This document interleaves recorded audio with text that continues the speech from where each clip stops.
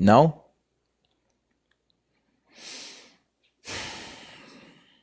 I think communism could work.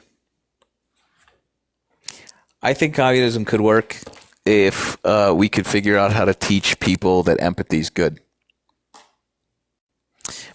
But because I live in reality, I don't think that that's true.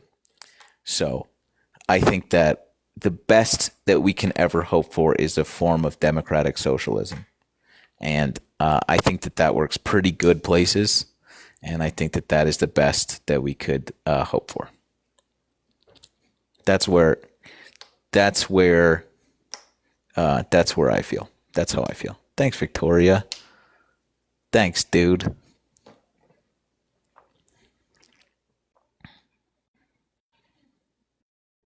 I just want to see if Victoria was in the chat. No, okay.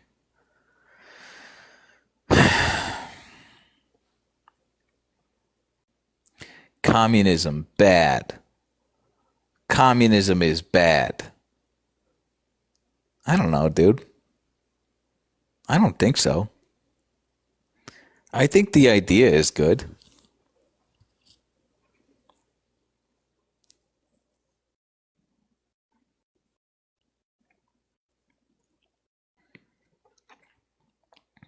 I think capitalism is bad.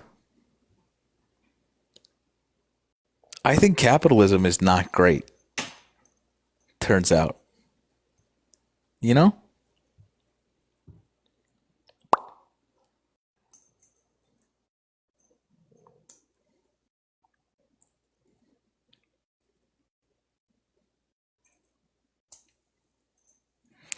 I think there's some things that I've noticed that have been very effective propaganda wise, Reset. propaganda wise, convincing people to vote against their own self interests is so crazy to be able to do that, and convincing people that like billionaires need tax breaks and that's going to benefit you somehow. Hilarious. And this is the idea with socialism, making socialism a bad word and having like mushed brained weirdos come on the internet and like mix up Leninism and like the idea of democratic socialism and communism and just mush these words together to just mean bad, and then be like, and then also be on food stamps and like fire departments and enjoy roads to drive on. These are all programs. These are all programs that are provided to us by a level of socialism. You get that? It's good. That's good. Libraries. These are good things. You like them. You want our roads to be better. That's good. I do too. You know I think our kids should get good education. I think our kids need better education than the kids in China get. I think we need to beat China in education. You know how we do that? Fund fucking education with more money. You know? America first. Yeah. Oh, thanks, dude. Who was that? Just making it rain. Thank you. Hot Shod. Do you want to come up and talk to me about America first? Any of you people want to talk about America first? Oh, nice.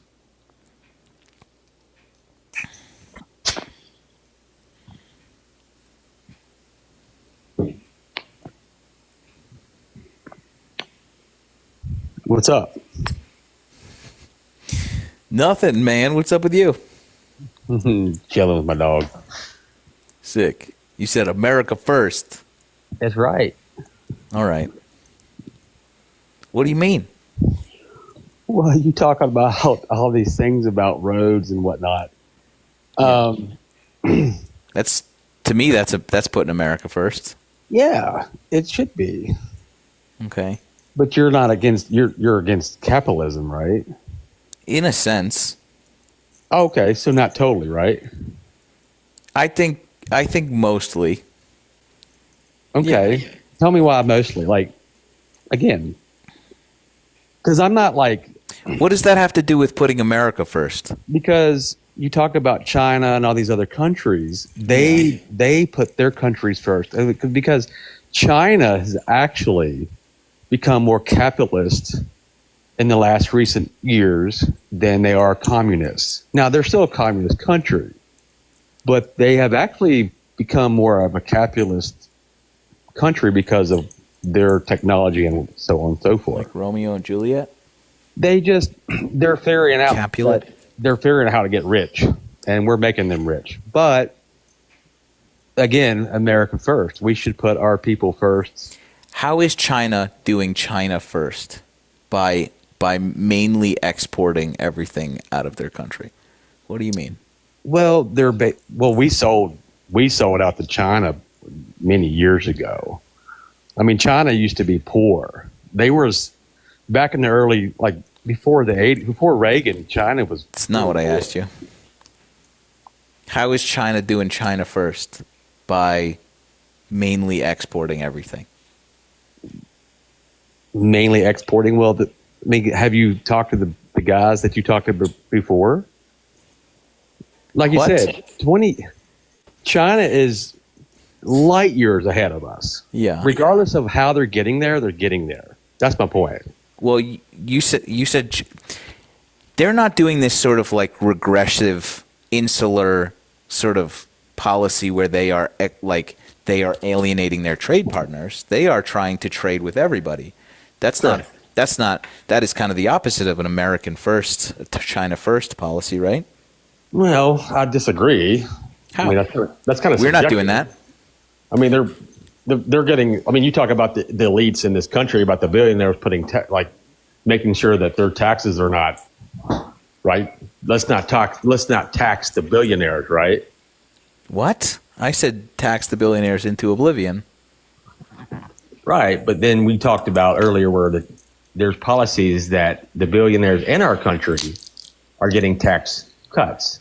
For China and other countries, they don't care about that because there's no middle class over there anyway. Oh, brother, I don't think that you should talk about stuff that you don't really know. No, I'm pretty intelligent, man. Actually, I'm sure you are, but not about Yeah. this. Not about this, dude. No. Come on, man. That's not that hard. America first. I know you keep saying that, but have you been to China?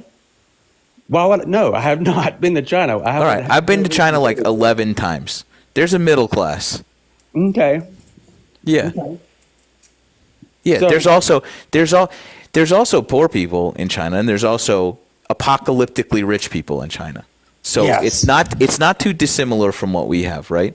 And so the thing that we're trying to avoid is the absolute poverty that they experience because they have less safeguards than we do, right?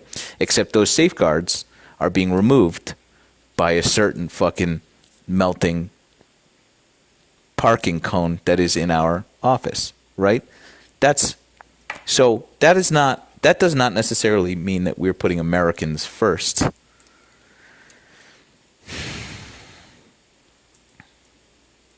Right? Why did you say that China doesn't have a middle class? Oh man, China has never really been middle class.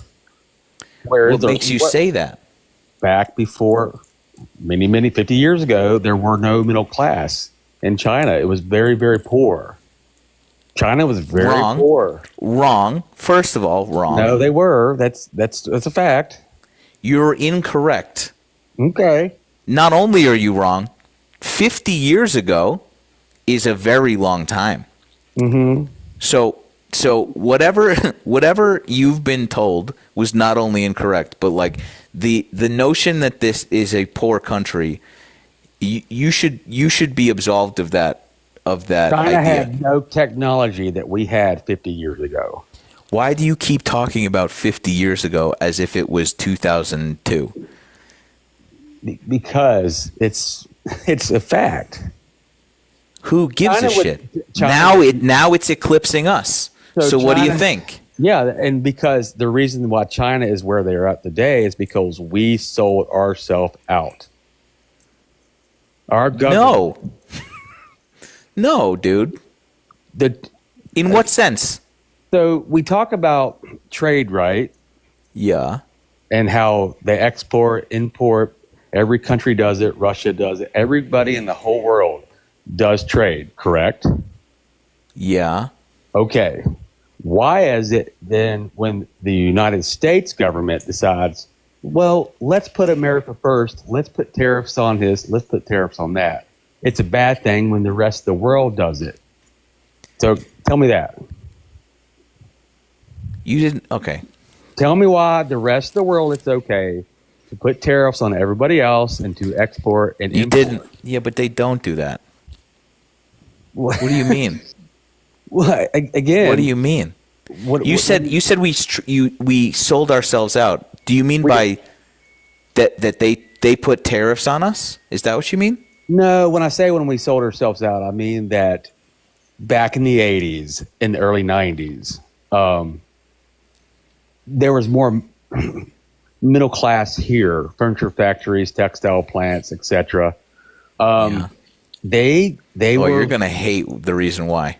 they got sent You're gonna away. hate the reason why, dude. They got sent away. Do you And know what it's a- Do you know what NAFTA is? NAFTA Trade Act. Bill Clinton signed off on that. Yeah. Do you know what the top marginal tax rate was before your friend Ronald Reagan got into office?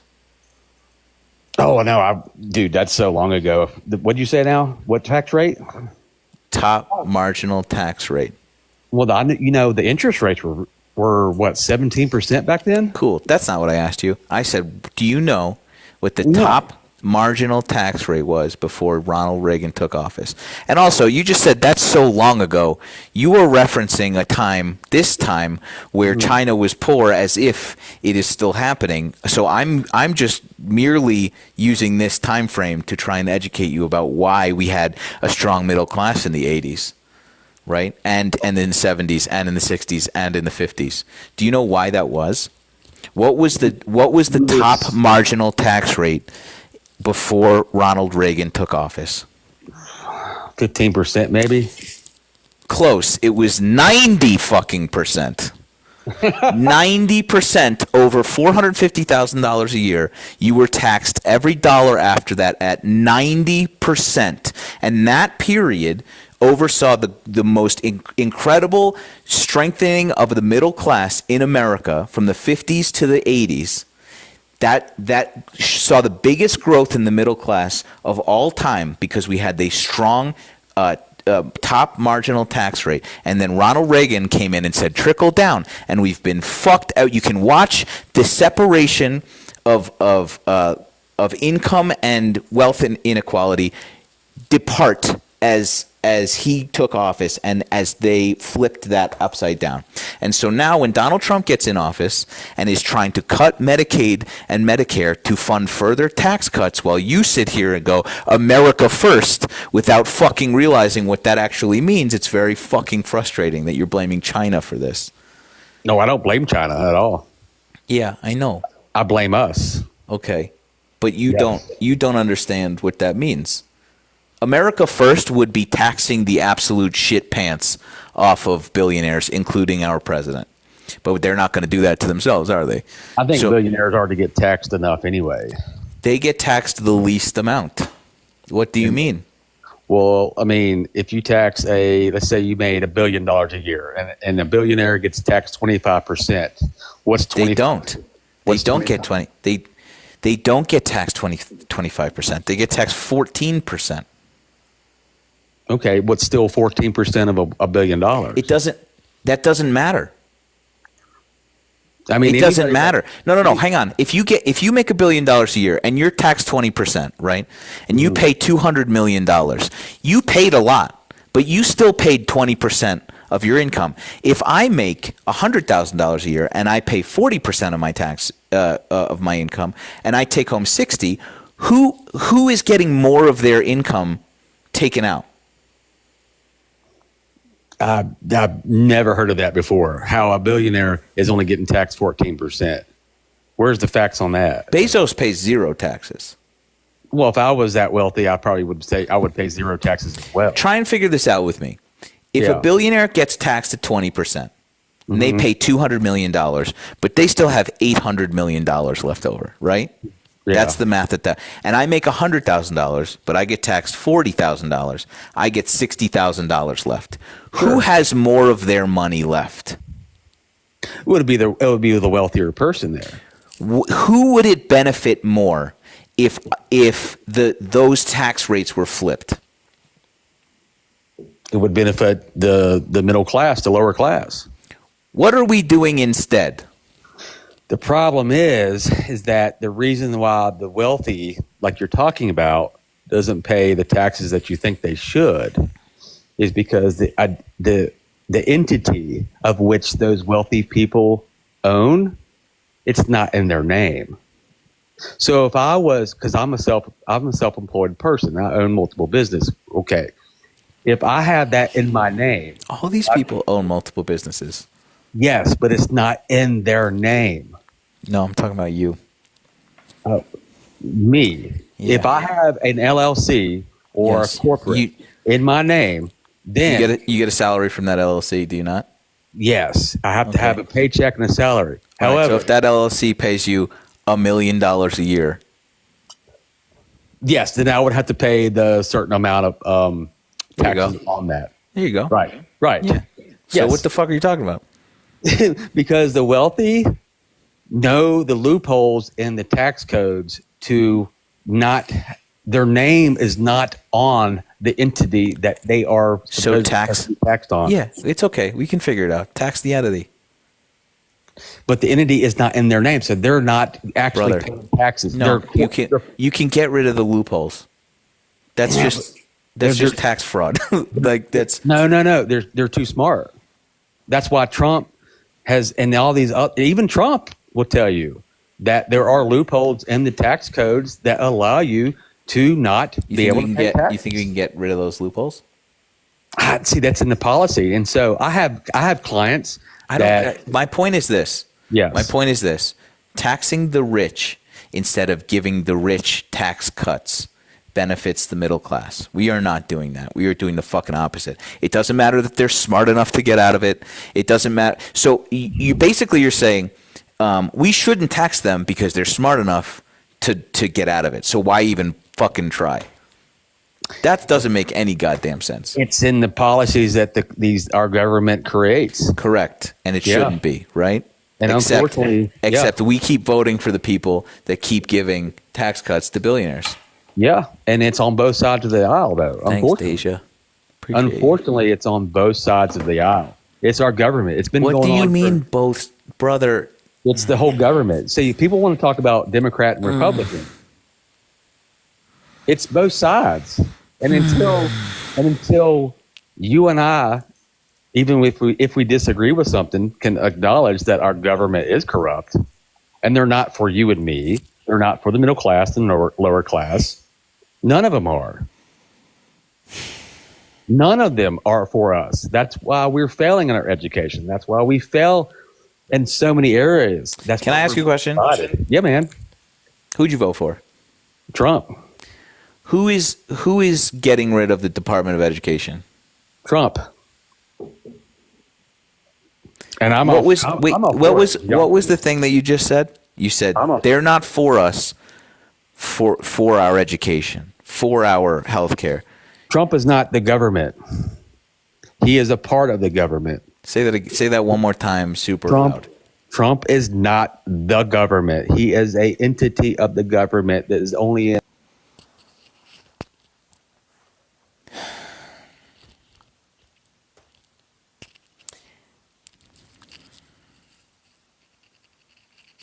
Damn, dude. Thanks, Lindsay.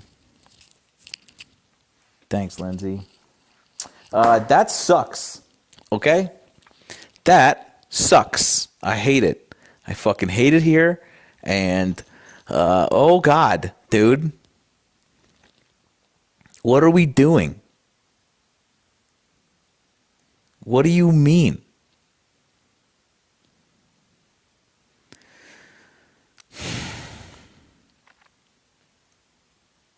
Fuck. Thanks for the fucking Elvis or whatever. Thanks for your heart maze. Thanks for your fuck. Jesus, dude. Jesus wept.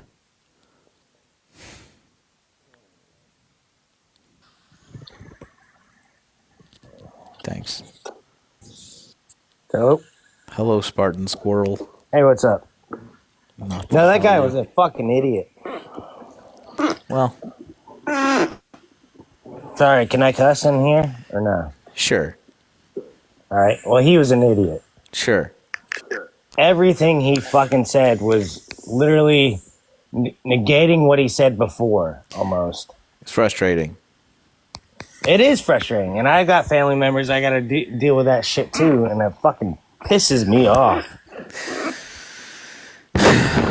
Me too. I was hoping you were on his side, if I'm honest, but No, hell Yeah. no. When originally I put the request in, I wanted to argue with you against him.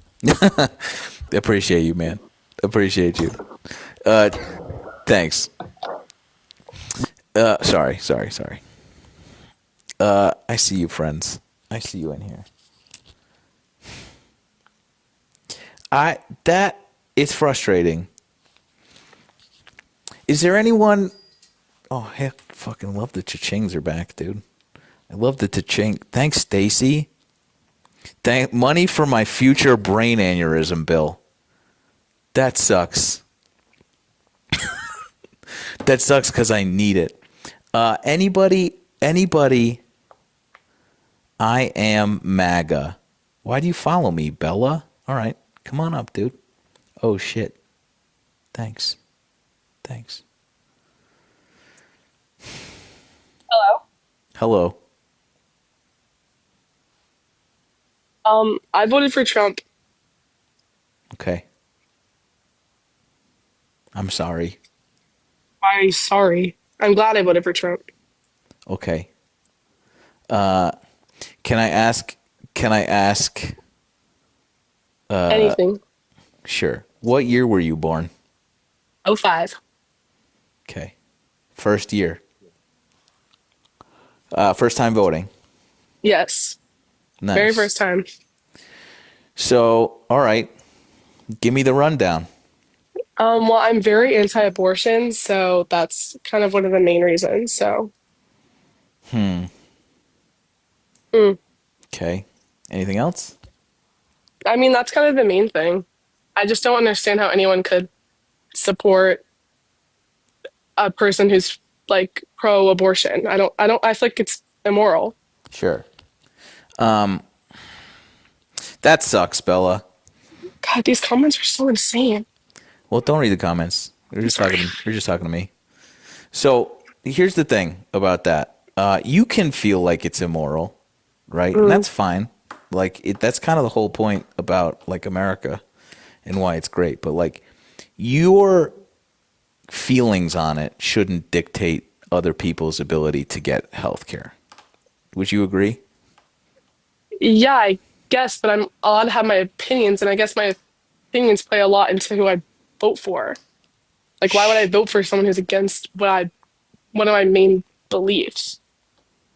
Sure.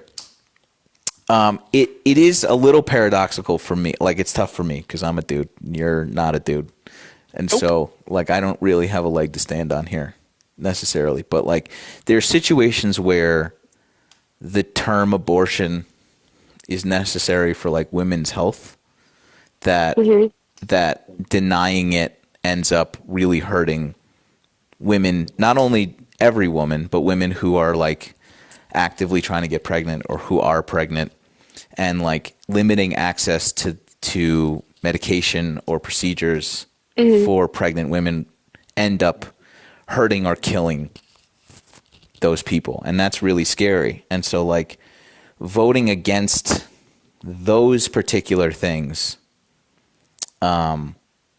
doesn't make a ton of sense for someone like you who might need those procedures if you want to get pregnant. It sounds like you do. I mean, I understand that. I mean, my biggest thing, I've been very on the fence about like being like pro-abortion or anti-abortion. I just don't understand how people can say like what is inside of the womb is not a life or it's not living or it doesn't have value. I don't understand that at all, or that people think that you can just like Well, kill. let's not talk about that. Let's talk about Well, the idea. Let's talk about the idea that like if you have a complication during pregnancy, right? hmm A pregnancy that you wanted, not even a pregnancy that resulted from assault, right?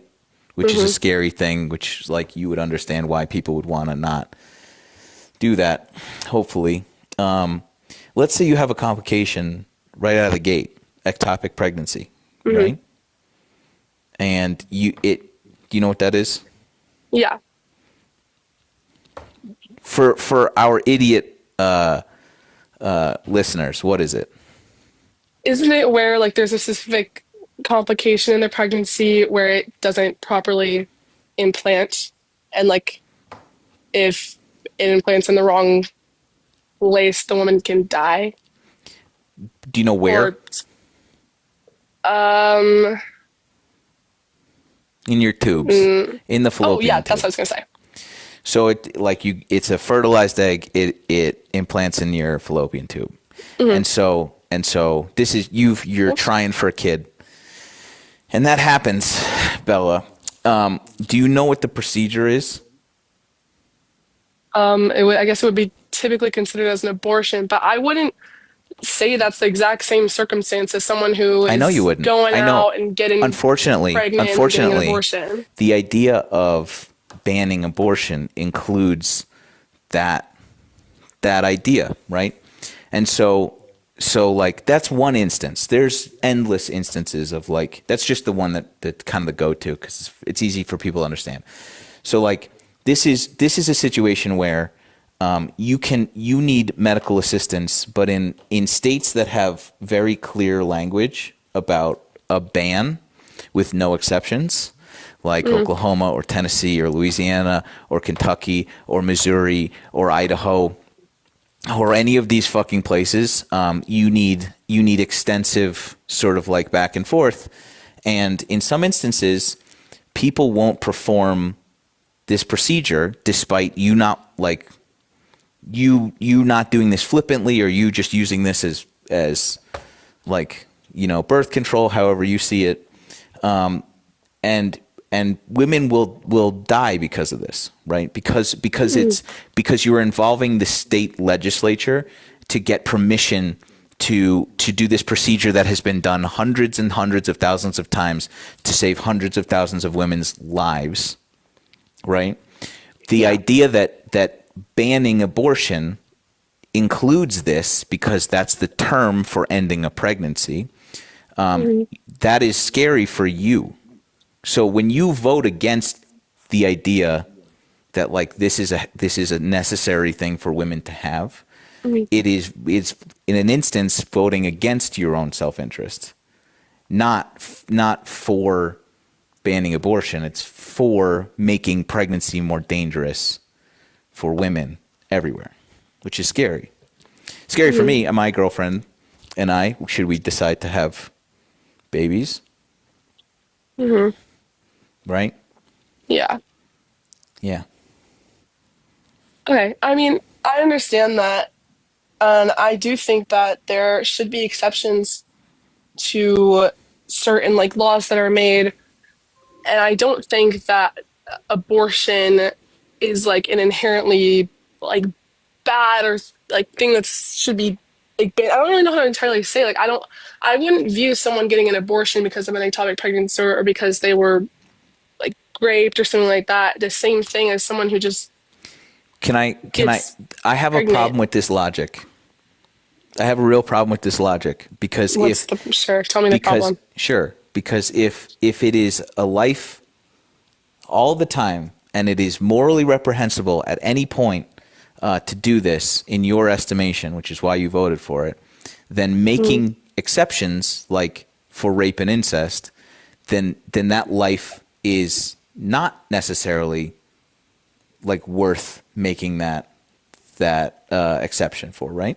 So suddenly you're putting qualifications on how important life is. And so to remain ideologically consistent with your stance, you have to say no exceptions, right? Yeah. Otherwise you're not actually serious about your stance, which I find to be true for a lot of people. But hasn't like Trump talked about that he's for these exceptions? Like he's not actually trying to ban abortion for these certain Sure. exceptions. I mean, I could be wrong, but I'd be pretty. Here's the rub, because like let's say something horrible happens, right? And you go and you try and you're assaulted, not you. Someone is assaulted and you have to now prove that happened.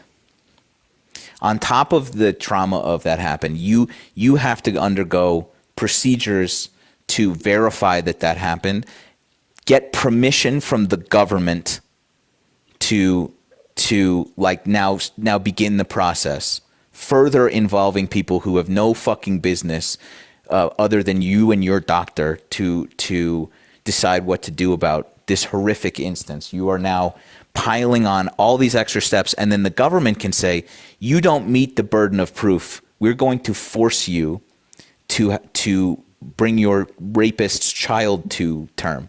And that is something we saw since the overturning of Roe v. Wade. 80,000 times that's happened in America since the overturning of Roe v. Wade, is that women who were assaulted had to bring their assaultist baby to term. 80,000 times since this was overturned, which is for me fucking horrific and unacceptable.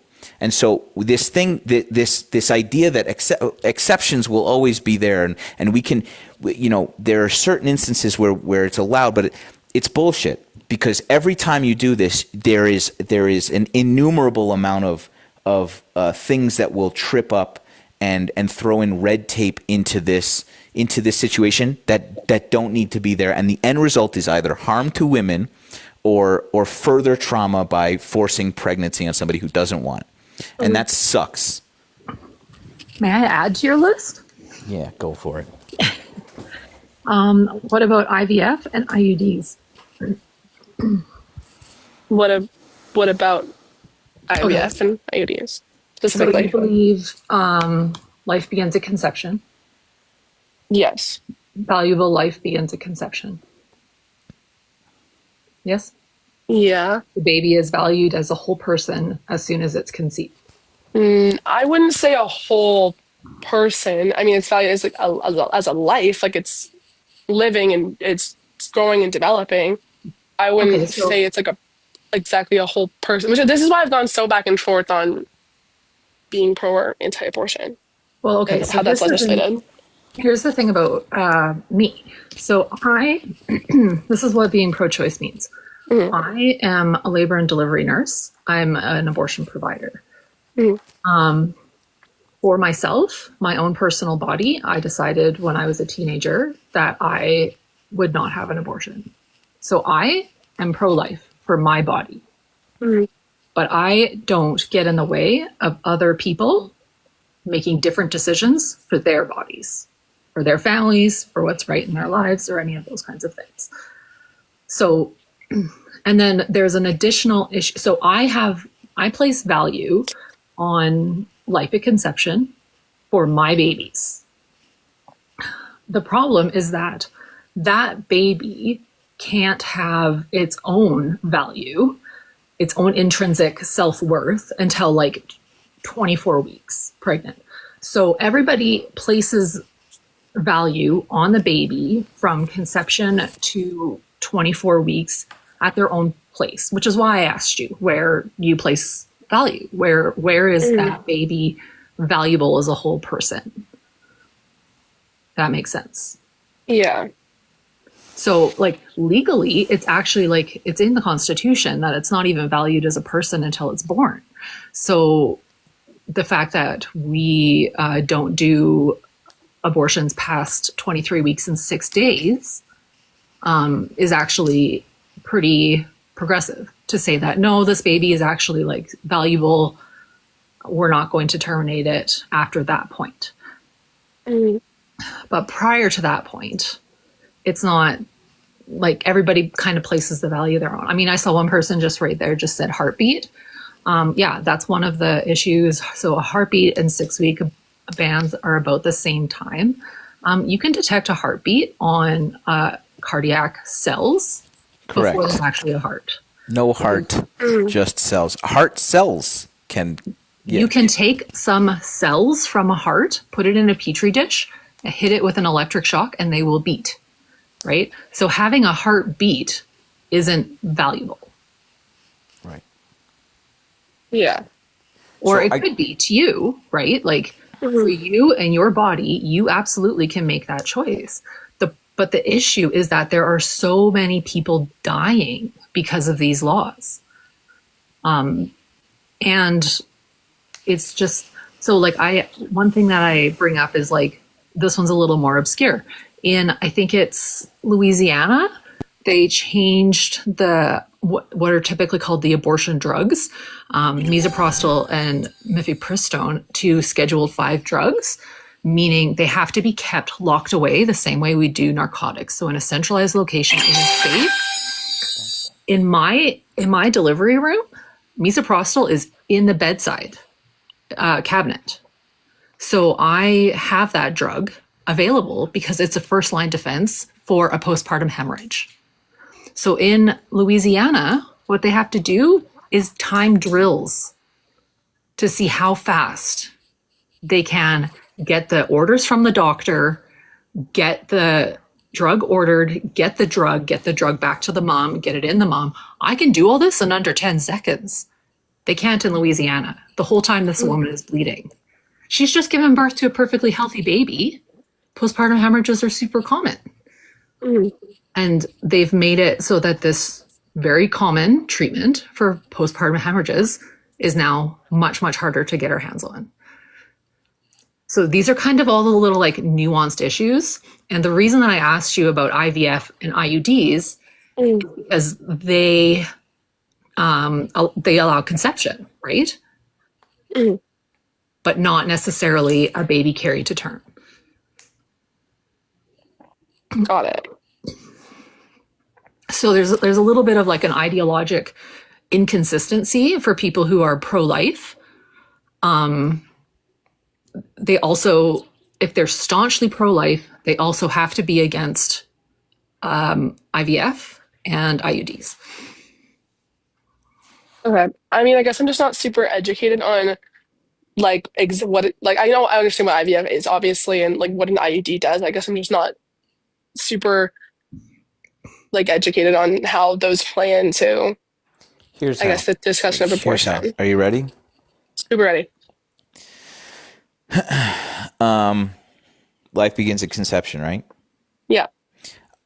IVF is a bunch of fertilized eggs that people have decided to use to try and get pregnant, right? Yes. When they implant or they inject a few of them in hopes that someone who is having difficulty getting pregnant have one of them implant and successfully have a kid, in addition with hormone therapy, right? All of the other fertilized embryos are discarded once they're done. Is that mass murder?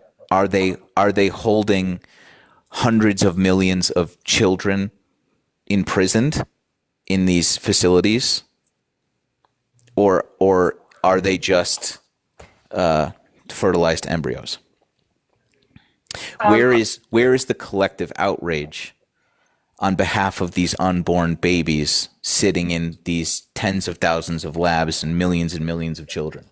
If you are concerned about that, I don't That's why. think I feel like that's kind of a ridiculous statement sure for me is. to try and get me to agree with like It sure is that it's ridiculous. mass murder of children. Absolutely. I don't think that's what Absolutely. that is at all. It is absolutely ridiculous. That's It's not exactly right, Bella. mass murder of what You're are you right. what are you talking about? You're right. I don't It's not. agree with that. I know. But So you don't actually value, you don't place valuable life at conception, which is good. That's true. Like because it's Those not two really valued. ideas, I know this is like fucking debate brain, but those two ideas can't happen at the same time. If life begins at conception and you have a Okay. problem getting rid of the conceived child inside a womb errantly, you must then be outraged when they discard babies that have been fertile or eggs, excuse me, that have been fertilized. Right? There's the same outrage because there's the same value, right? But if not, you have an issue with your consistency in your logic in placing value on this. And why that's important is that if you are making women if you are withholding this care from women based on this flawed logic and people are being hurt or dying because of this flawed logic, we need to not make laws based on this flawed logic. That's why that's so fucking important. Okay. And just to be like clear, why I mentioned IUDs as well. So copper IUDs don't prevent conception at all. They just prevent implantation. Hormonal IUDs usually prevent conception, but not always. But they do prevent pregnancy. So what happens if you have an IUD is you will conceive, but the baby, the zygotes won't be able to implant, so you won't get pregnant. So it's again, it's another, like, you can have conception occurring, but you are discarding the baby. Okay. If Yeah. this is your one reason why you voted for Trump, was there other reasons? Yeah. Yeah. You want to talk about those? Sure. Sure. Let's think about my other reasons. Maybe I need to do more thinking about This? abortion. I Yes, hope so. I I will. mean, Well, no shade. I like this affects you more than it affects me, but it affects my girlfriend and my mother to a certain extent at this point. But like this is a really big issue, and like a lot of this, it's worth being a single issue in some instances, but like to not have a really firm grasp about this stuff is a problem. okay. Well, I think another issue that I voted on was immigration. Hell yeah, dude. I feel like there's so many people coming over the border, and they're coming in illegally, and I don't think that's okay. Like, I feel like there are better ways to deal with immigration than just deporting a bunch of immigrants, obviously. Like, if there was a way that we could have like a system that was able to have them be legalized quicker, that would be much better than just deporting them all, which I think is something that is not Oh, talked about a lot in I'm really Republican legislation. yeah. I But I love don't think what? You No, go keep ahead. going. No, I'm so sorry. Keep going. No, it's okay. So I feel like that would be a much better way than just deporting immigrants. But I think there's got to be Then why vote like for Trump? something, because I don't think the like Kamala Harris was gonna Can I tell you take something a that's whole gonna lot of piss you off? action. Sure, It's gonna really bum you out, dude. bum me out. There was a bill brought to the House that didn't even Oh, get a is it the vote. bipartisan border bill? It's Do you the know one. what? Do you know what part of that was? What a lot of that was? Was addressing.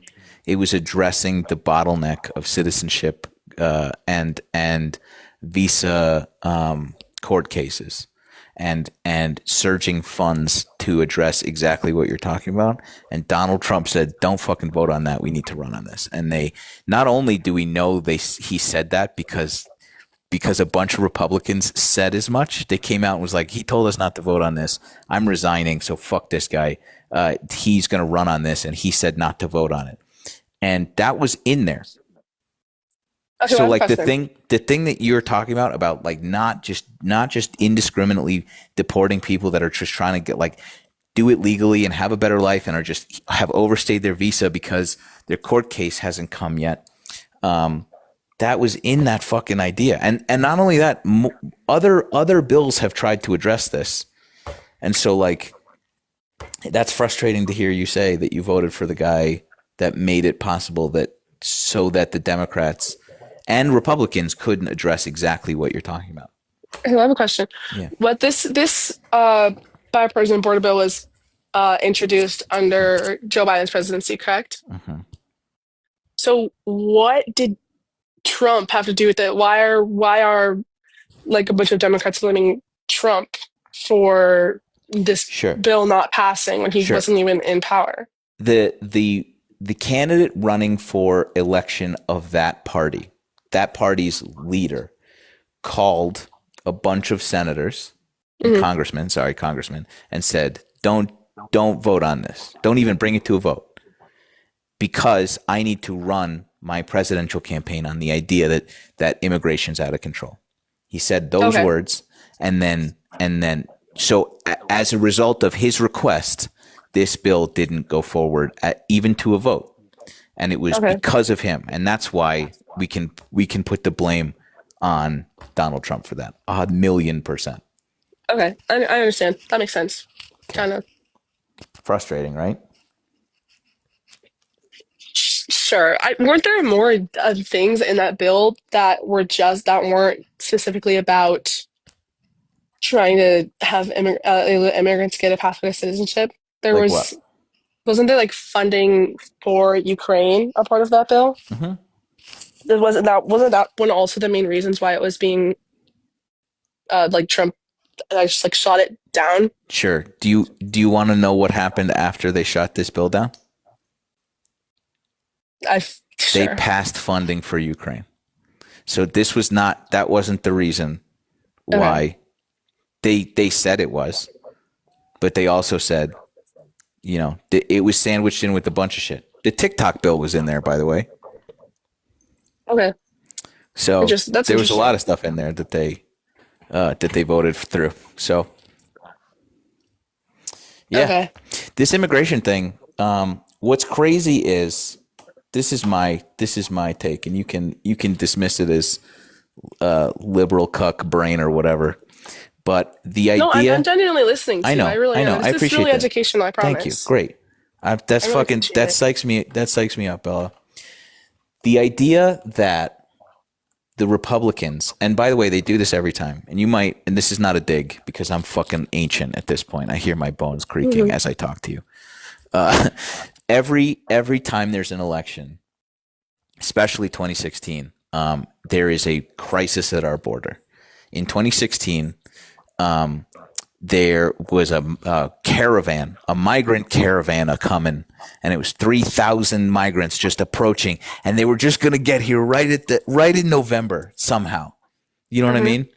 And then magically, when Donald Trump took office, it fucking disappeared. This migrant caravan that we never heard about it again, right? Hmm. Very coincidental. In 2020, wouldn't you know it? Another 3,000 migrants started trucking towards our border. Wouldn't you know it? Right on time. There was a border crisis. I bring this up to say that it is very effective, for a party to make it seem as if certain people are their enemy, as opposed to realizing who is actually their enemy. It is so effective to other and villainize migrants, specifically like easy targets, Bella, like immigrants and like marginalized communities, and say this is the reason why you can't get a job. This is the reason why prices are high. This is the reason our culture's under attack. They're vermin, right? It's easy to make you look over here at this enemy rather than understand that the party that you're getting like low and middle class to vote for is going to make your taxes higher and give taxes to the tax cuts to billionaires, and have try and convince people to vote to give the government more money instead of the opposite, by making the villains the migrants, is so effective. It's been done throughout all of history all the time. I'm Jewish. They did this to the Jews in the 30s. They said, look at these Jews. They are responsible for the economic downturn of our country. They're vermin. They're poisoning the blood of our country. And then you know what happened. That's a pretty insane example, but that is exactly the same thing as what Republicans have been doing for decades. It is othering and villainizing people who come here to have a better life, the fucking American dream, the thing that's printed on Lady Liberty, this idea that we are a melting pot and you come here and give me your tired and huddled masses. That's our song, dude. They have used that idea to convince people to vote against their own self-interest every single election since Republicans were a thing. Yeah. That is this idea, like immigration and the idea behind like knowing who's coming here and getting people citizenship quickly and like doing it the right way is important. There's issues with it, 100%, but nowhere near to the degree of what they've sold people in order to make them vote against like their own protections and their own ideas. And that is very fucking frustrating to watch happen and try and elaborate that to people. It is so effective that they do it every time. They've done it every time I've been alive to do a vote, every single time. And so while it's important, it is nowhere near as important as recognizing the government's intent on giving tax cuts to people who don't fucking need it and saddling you with the fucking bill, Bella, and me and Nurse Heather and everybody else. And that sucks. And that's what they do. And that's what they're doing right now. Not me. I'm Canadian.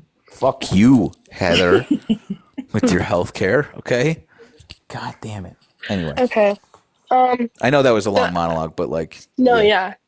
Okay. I guess, I mean, maybe that I could say that maybe I fell into some of all of that, like kind of wanting the Republican Party trying to pit people against each other and stuff like that.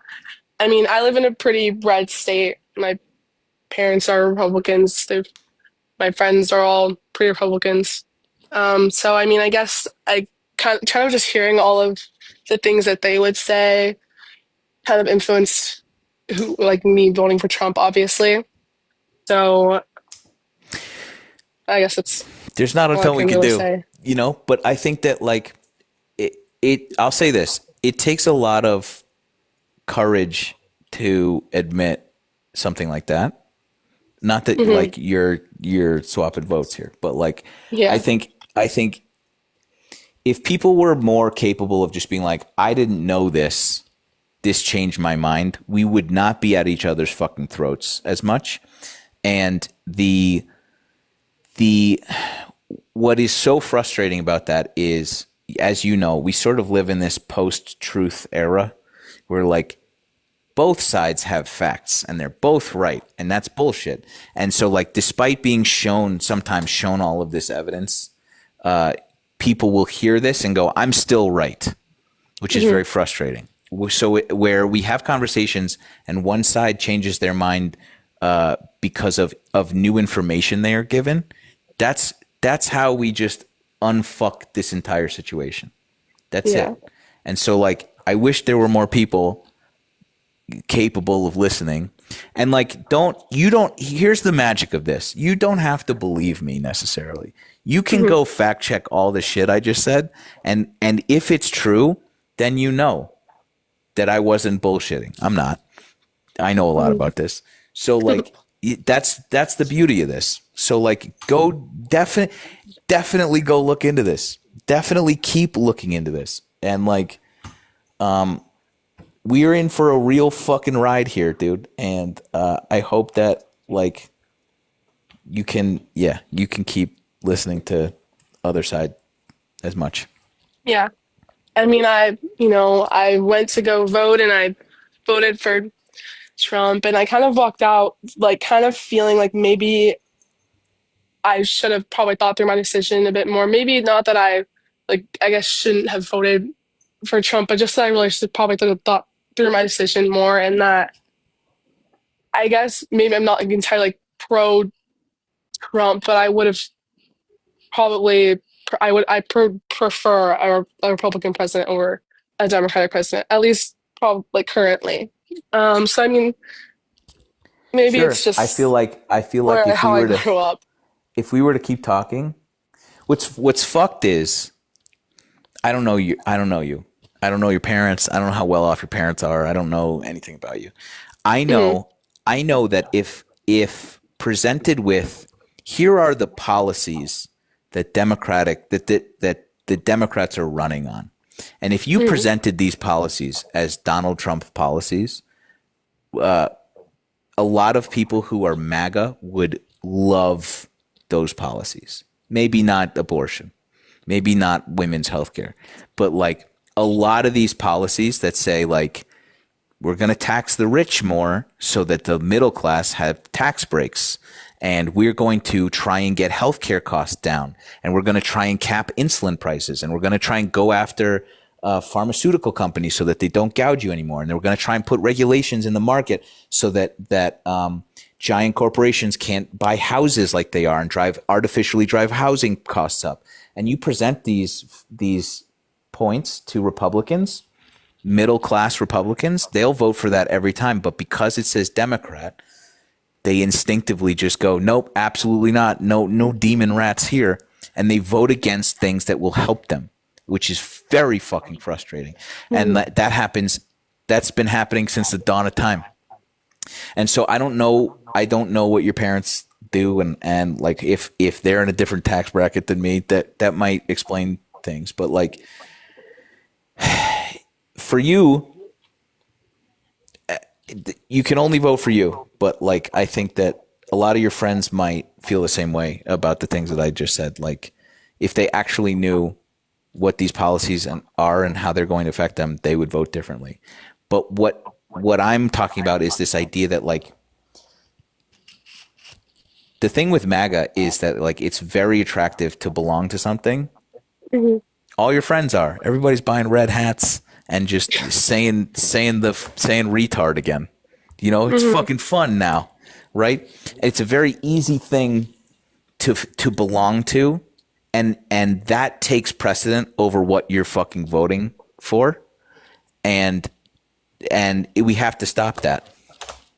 Yeah, I mean, day after the election, I was just like walking around, and there were so many people in my neighborhood just like proudly wearing their MAGA hats, and they're walking their dogs wearing like American flag gear. It just kind of fell off to me. Like even though I voted for Trump, it did feel like off to see that, I guess. I don't know. I don't know if I would say I take back my vote, but even just kind of thinking through like seeing what Trump has been doing, I can't confidently say that I fully I agree with a whole lot of it. I guess now seeing how his presidency's playing out, and I feel like he like It's kind of March. made a good amount of false Yeah, false promises to people, and it's kind of disappointing. yeah. Us too. It's disappointing for us too. I do appreciate you coming up here though, dude. Okay. Yeah, of course. I'm Thanks. really glad that we could talk. I definitely was just wanting to kind of get educated and hear from other people's perspective. Come back anytime. Okay. Appreciate you. Have a good night. Yeah, you too. Thanks, Heather. Finally. Good job, dude. You did good. Appreciate you. I have to ask you a question. Go on. What flavor of Canadian am I? I need more. I think East Coast. I think Toronto. Ugh. Fuck shit. I didn't get enough. I didn't get enough, dude. You need me to talk more for accent? Yeah. People tell me I have an accent, but I don't think so. Fuck. It's not. It's too big. I'll go. Is it Vancouver? Yep. It's one of your coastal elites. It, It's one of those. Vancouver, Vancouver Island. Yeah. Mostly, But All right. let me plug Second you. guess. I'll take that. I'll take that, dude. Appreciate you. And it hurts whenever you call yourself ancient, because I'm a 1984 baby too. And We are. I have bad news for you. no, Heather, don't say it. I have No. bad news for you. We are. No, Okay. You know. I refuse. I Yeah, refuse to be as old as I am. Yeah. Me too. Me too. Appreciate you. Okay, thanks for having me. Thanks. See you later. Thanks. You did great work. Appreciate you. Yeah. Hey, look at us. Look at us having conversations. Look at us doing the thing. Send me your heart me's, you monsters. Congratulate me.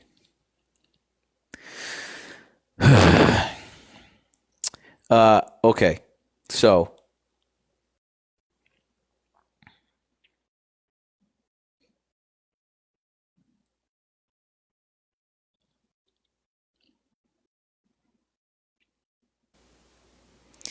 B Money Go Dummy invites you to co-host. Hey, what's up? Oh yeah. What's up, dude? I'm sorry we can't do this right now. I'm really sorry. I forgot. We got out of it though. We got out of it. Okay. All right. We're fine. B Money Go Dummy. I have to remember to stop. That was painful last time. I'm going to be honest.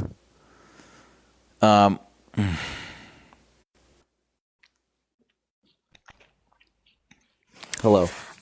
Made the mistake of accepting like a co-host the other day, and like I didn't know how to exit. It was so awkward. I had to tell the guy, "Can you please exit? Because I don't know how to do it." Who was it? Was it a person, like a human person?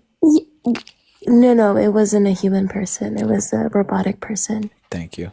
Yeah, no. He'll but- trap you there too. And then I did get trapped. They were like, "Do you want to battle?" And I was like, I've never ever battled before. They like Turns out it's easy. You just sit here. They There's forced me people- into battling. Yeah, that was my first battle on Women's Day, and I was like, "Am I gonna lose on Women's Day?" The And then, UI. like, I won. Nice, dude. Yeah, I won. Hell yeah. Like, brr. The UI is such that if you hit decline, you can't leave if they request before you can hit the button again. So they can literally just sit there and trap you. And there's Republicans on here that have done this that I like, and I'm not going to give them fucking money to grift off of my goddamn platform. So like, there's one time that he just kept me there, and I just insulted him till I got banned. I just roasted him for until they took my account away. No way. That's crazy. Yeah. To be fair, I don't even have to do that. I just have to like inhale and then get banned. So. Me too, dude. How is Yeah. you, bro? How is you? Fine. Yeah. Yeah. Good. How are you? I'm okay. I'm kind of overwhelmed with work. Are you currently. ready? Are you ready to have your day made? I'm Oh, scared. shit. Thanks, Valerie. I'm scared. Thanks, you Valerie. go? Appreciate you. Here we go. Are you ready? I'm scared. Who's Bronco? Who's Bronco? Did he just leave? Unbelievable. Bronco, what the fuck, dude? I was so excited and you just Oh wait, bounced. isn't Bronco like a bigot? Yeah. Oh, Why do we man. have bigoted regulars? Bronco, what the heck, dude? Come back. That man has probably never talked to a woman before. They panicked. He's not good. Yeah, no. I was actually gonna request when y'all were talking about what is it, electric cars before? Go on. Yeah. I think I disagree with y'all. So I very much am. I do believe, of course, in climate change, right? That's not something that I don't believe in, but I don't necessarily think electric cars are a good thing. I think like people underestimate how like the mining process for the raw materials that are needed to make electric cars, like that mining process creates a lot of greenhouse gases itself. The raw materials having to be refined as well before they are used again emits more greenhouse gases. Not only that, the lithium needed for the batteries comes mainly from South America, and that consumes massive amounts of water. That leads to droughts.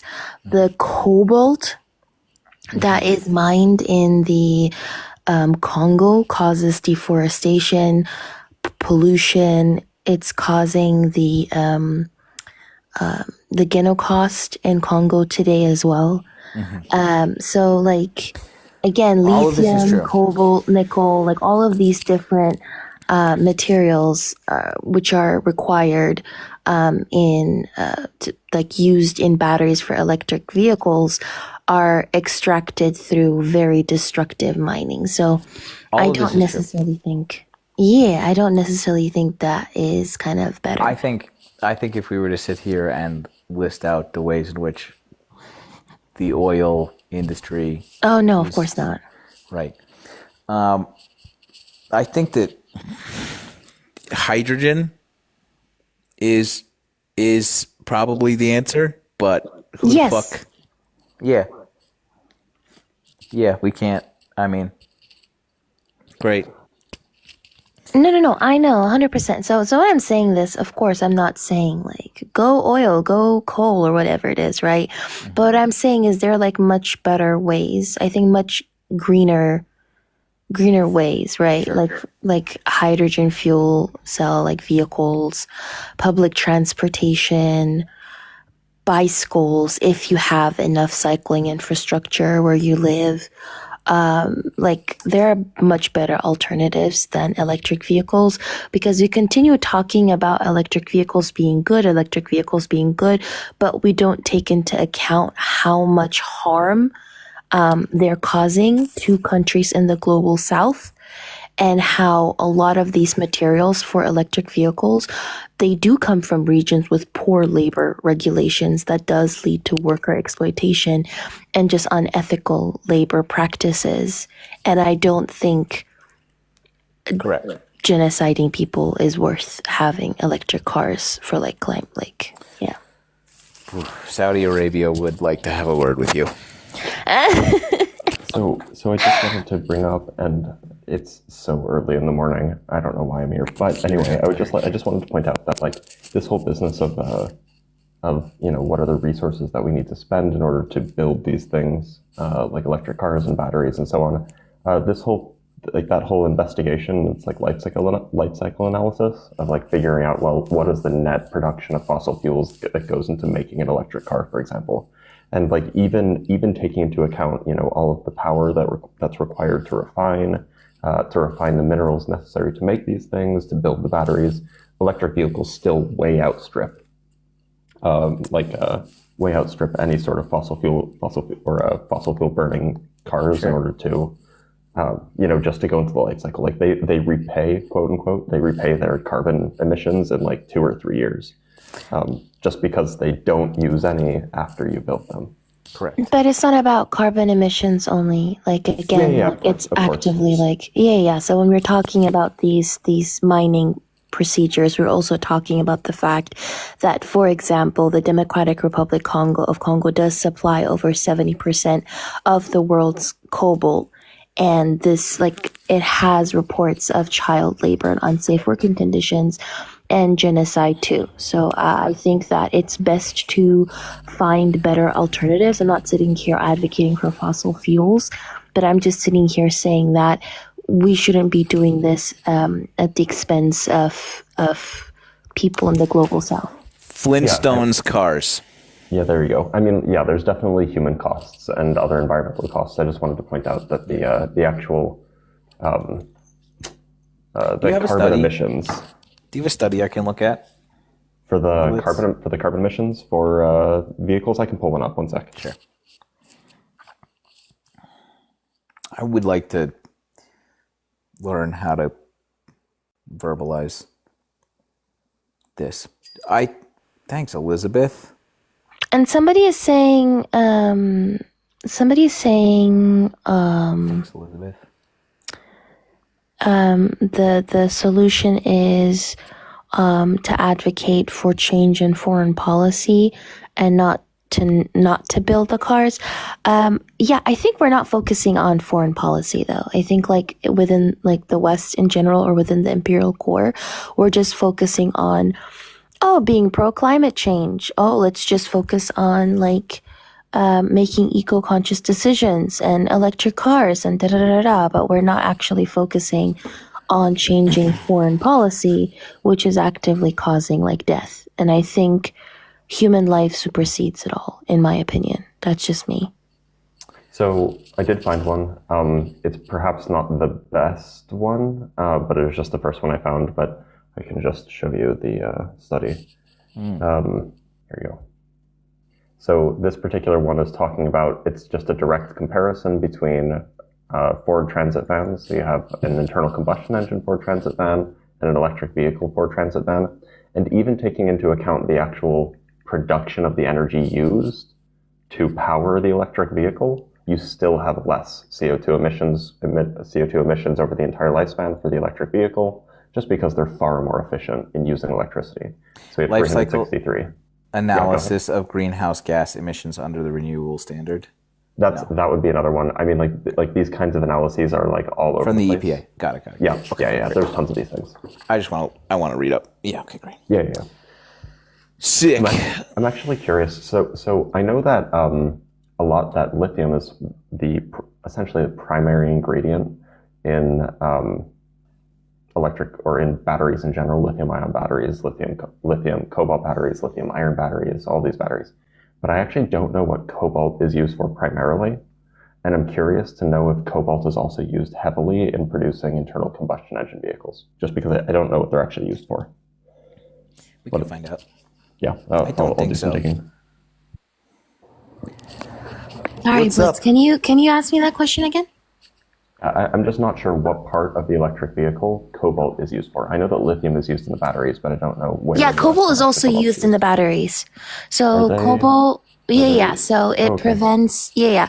So what cobalt does specifically is it kind of stabilizes the battery and prevents like overheating, for example. It also enhances energy density while also extending like the battery lifespan. So cobalt is like a key component in lithium-ion batteries as well. So it's basically used to improve the performance of the battery, the lifespan, and the energy density as well. And over 70% of the world's cobalt does come from Congo. And since 1998, over 10 million people have been unalived in Congo until today. So that's literally the whole population of Sweden. And I don't think that it's worth it. No, I just didn't know where the cobalt was used. Thanks for letting me know. Delmar. Hey, how's it going? I was just trying. I wanted to ask a Dr. Blitz a totally unrelated question. I mean, on the topic of electric cars, aren't they? Well, aren't we pretty close to the what you call the fuel cell, the what you call element fuel cells, the ones that are going to go for like 100 years or whatever? Are you talking about like hydrogen? But I wanted to cars? ask Dr. Blitz a completely unrelated question. Because by the way, to hydrogen cars are cars. like dangerous. Like they explode. No, it's stable element fuel cells they call them. Yeah, stable element fuel cells. I know what you're talking about.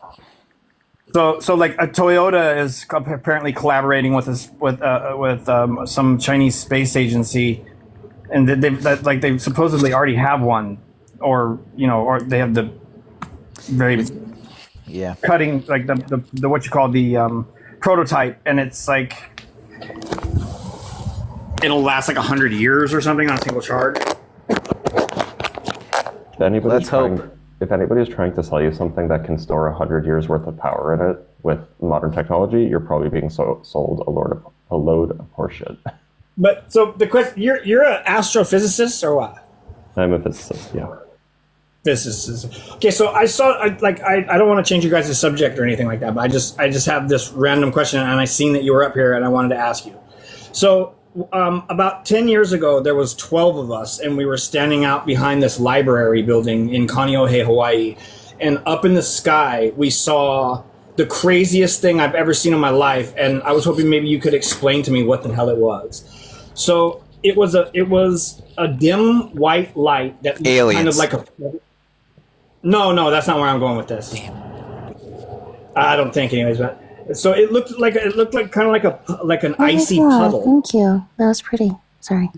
Sorry, what But does it look like? Imagine like a deflated balloon, right, with light inside of it, and every once in a while, it was like something was trying to escape from the balloon, so the balloon would stretch out in one direction or another, just like, and it was doing this like undulating, right, where it was like Wow. imagine like a million people standing on a tiny ball trying to shoot their way out of a balloon. Okay, so I know that sounds crazy, but that's what it was like. It was like stretching out in one direction, stretching out in another direction, stretching out this way, stretching out that way, and the stretches were getting more and more like elaborate and crazier, and it was getting brighter and brighter as it was doing this, and it was getting like bigger and bigger. And then eventually it exploded into a massive white flash that lit up the whole sky. And from that single point of explosion, two tiny white dots made a perfect circle up and around until they connected at the top and were gone. So they made like there are a lot of light just shot out atmospheric. in opposite There are a lot directions of of each other, atmosphere. went around in a circle, and then canceled each other out. There are a lot And of that was what we atmospheric- saw. Oh my God. Look, I'm trying. There are a lot of atmospheric phenomena that are quite rare. Things like sprites. Somebody mentioned St. Elmo's fire. Essentially, if you have a lot of kind of stored energy in like thunderclouds, strange things can happen. Especially if you also have like weird geomagnetic stuff going on. I suspect that this was probably one of those things, coupled with perhaps some heavy drinking, would be my guess. No, dude, we were. That's what everybody always says. Oh, what were you smoking? No, we were stone cold No, I sober. mean, like, we were at a library, so- dude. I mean, look, like people have done weirder things at libraries. Anyway, this is to say that there's a lot of weird, I have. a lot of weird and rare atmospheric phenomena that it could be, but without like without like pictures, it'd be basically impossible to say. Yeah. By the way, completely unrelated. Well, related. There is an atmospheric phenomenon called Steve. It could have been that. Steve? Steve, yeah. I was looking up ball lightning. Steve Yeah, it's called Steve. atmospheric. Well, I figured it was. I figured it was a long shot that you were going to be like, "Oh, I know what that is." You know what I mean? But you never know. So, anyways, that's all I wanted to say. I All right. asked you if you've ever heard of anything like that before, because we saw it. Me and like 12 other people. So I'm not delusional. I believe you. Yeah, I'm sure you saw something. The question is, what is it? Yeah, so Steve is called. It's an atmospheric optical phenomenon. Steve. Here he is. Yeah. It's more like a line. Well, yeah. So he didn't see Steve, but I just wanted to share the fact that Steve. I've never. exists. Yeah. Okay. Got it. I've never seen Steve either. Me neither. Gary. I've seen him a bunch of times, but no, never Steve. All right, Delmar. Appreciate you, dude. Yeah, that was it. That was all I had. Thanks, guys. Appreciate it. Sorry we couldn't. Have you guys done? All right, that's fine. What? Nothing. It was for sure mushrooms.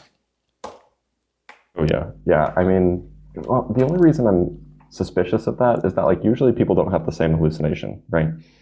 Collective. Well, collective. Who knows? All right, friends. We're gonna try and get some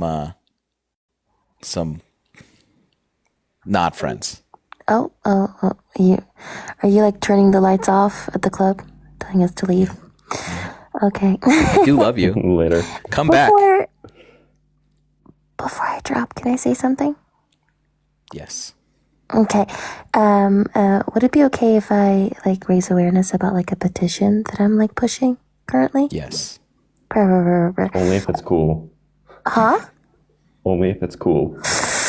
Well, it's not that cool to be fair. It's Oh, really no. serious. No, I was just gonna say there is a petition in the link tree in my bio, specifically about the situation that is happening in Libya and in Egypt. I know that American taxpayer money also goes to Libya since 2011, $1.1 billion. And a lot of people don't know that that part of that money is used to continue funding a slave trade that is happening in Libya. So like in 2025, Black people are literally being enslaved. And if you go to the link, the petition in my link tree, you will find, you can sign it. And if you sign it, it will be presented to the United Nations. Another thing is the Libyan embassy in Washington, D.C. Exists in Washington, D.C. You could also send an email to them and tell them that this is not acceptable, of course, and that everybody is watching them. The third thing is send an email to UNHCR. UNHCR is the agency that is in charge of conducting investigations in Libya and in Egypt. I think it is just unfreaking acceptable that in 2023, Black people are being enslaved and trafficked. Before on a live, I actually talked to a woman who was enslaved and escaped. And the things that she shared, the experiences that she shared, were truly horrifying. Like the things that she experienced when she was enslaved. Wait, did I say 2024? I meant 2025, y'all. Sorry, I'm tired. And Saron is her name exactly. So it is incredibly horrifying. So I think we really need to do something. So the call to action is sign the petition, email UNHCR, and email the Libyan embassy in Washington, D.C., or if you're in Europe, there are multiple as well. So I know it's depressing, but I think it's important that we don't give up on folks, and we continue like actively doing something about it. So thank you. Appreciate you, dude. Appreciate you too, GT. Thanks. Well, now nothing else seems as important, does it? I don't know. That was a dark. Appreciate you, Athena. Well, shit's bad places, man. Yeah, I think Go visit her Linktree. to change the subject, but yeah, go visit that link. I think one of the problems with Democrats is they are up in arms about these things that they had the chance to change when Joe Biden had Congress and the Senate, and they didn't change these things. Damn, dude. Like when did Joe Biden have the Congress and the Senate? 2021. Wrong. Didn't he have it for 2 years? Nope. Wasn't a 50-50 split and Kamala had the deciding vote, or am I? Nope. Okay. But like when you think of Joe Biden's presidency, right? Okay. What are the big things that I think of are the infrastructure bill, bipartisan, which is great. But I think what a lot of America thinks of are after that would be money for Ukraine. Do you agree? And then What? like the House committee Agree for with the what? capital tax. Okay. Like those to me are the main things that I think of when I think of Joe Biden's presidency. Obviously, there's other things that went on, but those are the ones that were talked about the most. Chips and science. Yeah, but that wasn't that's not talked about as much on like CNN. Like you don't hear those things. There's a ton going of on. shit. There's a ton of shit, dude. Yeah, but do you mean? okay, but yeah, obviously you can keep going down the list of things that are added. But I was saying the top three that I hear about are the bipartisan infrastructure bill, which is great. What is okay? Yeah, the capital tax, the House committee that was supposed to be bipartisan, but then I think I only had like what two Republicans I joined. don't know. I don't even know what you're referencing there. That's number 3, not the PACT Act, not chips and science, not the Inflation Reduction, not infrastructure. Well, I think those This are the ones that are like when MAGA thinks insulin about. cap, Say that again, sorry. insulin cap, none of that. Well, that's for Medicaid, isn't it, to negotiate prices of drugs? I guess what's your argument here? I just think that like while Biden was president, why didn't they do more to reduce the prices of medication? Why didn't they go after these large pharmaceutical companies, these large businesses? Like I feel like if they did, those aren't very publicly known, and maybe that the Democrats didn't make those publicly known as much as they should have. So okay, I'm trying to summarize your argument here. Democrats didn't do a good job because they didn't. You remain unaware of what they did that was good.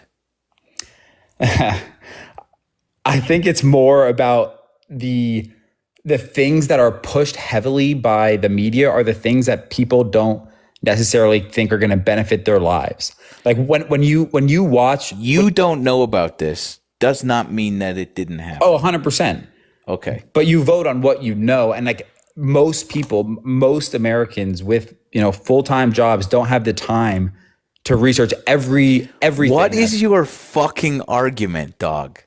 Like if Kamala won the election, Yeah. the things that people think would continue to happen are sending a lot of money to Ukraine and not taking care of the things that we care about most, which are, some people care more about the border, some people care about abortion. Like that is what they associated with Kamala is sending money elsewhere, not solving any border issues, and not making our sort of day-to-day lives better. How is that? Okay.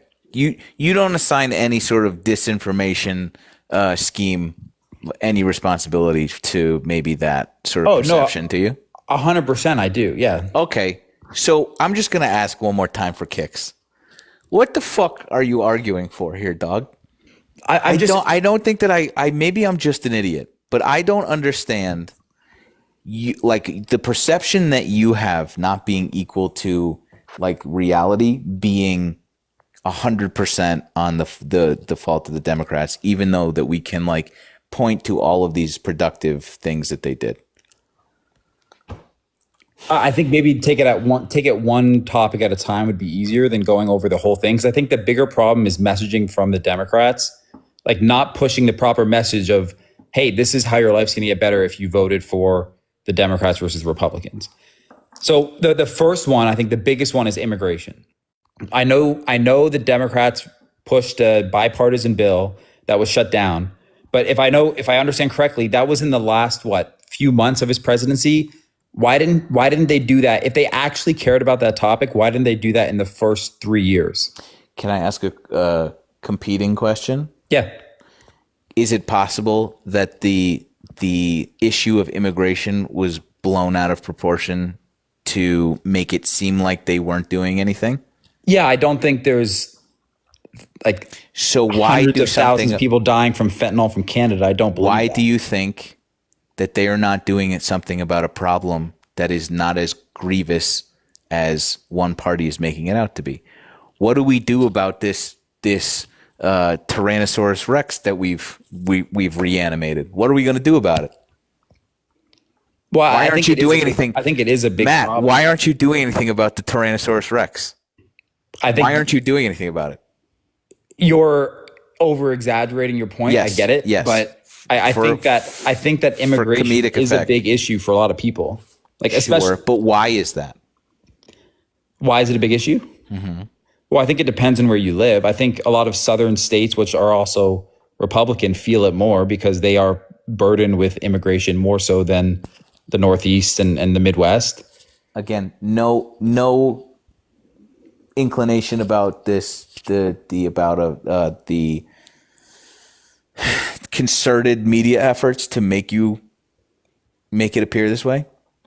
Yeah, but I do think, yes, there is media efforts to push that as a problem, especially towards election time. But at the same time, I also do think it is a problem. Like I'm not saying that just because they're pushing it and making it seem like a bigger problem than it is doesn't make it not a problem. It doesn't make it the primary problem. Okay, so what would you say the primary problem is? That, let's say, like, I don't like Cost of living. Okay, let's start. Yeah, okay, agreed. Cost of living. Great. Okay, so what did Kamala run on? We're going to tax billionaires more money. But yeah, okay, we're She going kept saying that. but She kept saying that over and over and over again. yeah, but the problem that I think people face is like, we're gonna do this, but Yeah. you are in office When- now. Why when isn't does- it being done today? I have an answer for you. When did Donald Trump's tax policy expire? I'm gonna guess it hasn't yet, but it's coming up shortly. Why didn't you do anything about this thing that you can't do anything about? There's no solution around the June 2025. yeah, that's you got me there. But yeah, I just I don't Sure do. I think that's the thing that people run into is like, hey, like this is something that we're going to do XYZ, but a lot of them, maybe not the tax policy or something that, you know, you Yeah. could have done while in office, I think is one aspect of it. Yeah, I see what you're saying. I get that. Yeah, there was also like a bunch of child tax credit and Yeah, a I bunch know, of, I know, I saw hang those. on. Yeah, I'm not done. And first-time home buyers and making it more difficult for corporations to hoard and artificially drive up home prices and introduce government stimulus for contractors to build more affordable homes. Not imposing a fucking tariff on where we get most of our lumber. There is an infinite number of things that we can talk about. All of her policies that would have addressed the things that we're talking about, and your ignorance, or not you necessarily, Matt, but definitely you in this instance, to these proposals, and the thing that you heard was immigration's bad. That's not necessarily. I mean, it is ultimately. Well, immigration does drive up home prices, like just on the demand side. Like if the demand for homes is increasing, and obviously it's not just illegal immigration in general. Like you look at Canada, they have an illegal immigration problem, but they also have a legal. Give me something to Google. So that would if you support that claim. At Canada as an example. Are you Canadian? They have a quota. No, they have a quota for. Are you Canadian? No. Okay, let's use America as an example. Can you give me something to look up to see if immigration drives up home prices? I think it's a factor. Any kind of demand for housing is going to increase pricing. You feeling a certain way and it being true. I'm not saying that it's the main reason. I think corporations buying up homes is no, I get that. But I'm saying it is a major factor. So the demand for housing is a major factor in immigration. I do also think that, like, I was completely against this. Can I just be so fucking for real right now? This is one of the funniest, like, diametrically opposed thoughts, like immigrants and housing, which is immigrants are coming here and buying up all the homes. Well, I don't think that. No, you wouldn't, because you'd be fucking stupid if you thought that, right? Because they are being exploited for their labor. Except this is the point that you're making, which is immigrants are causing the prices of housing to go up. And I just googled this. I just googled this thing that you just said. They are a fact. And wouldn't you know it? The thing that you keep saying and insisting that is true, that it is a factor to housing prices going up, is thoroughly fucking. The answer was no. I'm not against immigration, and I know that majority. Okay, so when you say something that's not right, Matt, I say think you're spinning my words a little bit. I'm sure not. I'm sure not. You said my point was that the demand. Apparently, this is difficult. So I'm going to talk now, right? and then you can talk. Stop fucking interrupting me. You said immigration is causing housing prices to go up. It is certainly not the sole driver, nor is it statistically relevant for the rising cost of homes. Other factors like construction downturn, limited housing, and corporation supply chain play a more significant role. Your thing said, I'm pretty sure that this is what it's causing. Despite immigrants not being able to afford homes the way that I can't afford a home, Matt. Right? You said that. I'm not twisting your fucking words. You are saying things based on your emotion, the way you feel about shit, which is not true. It's important to recognize what you said. If I'm mischaracterizing your words,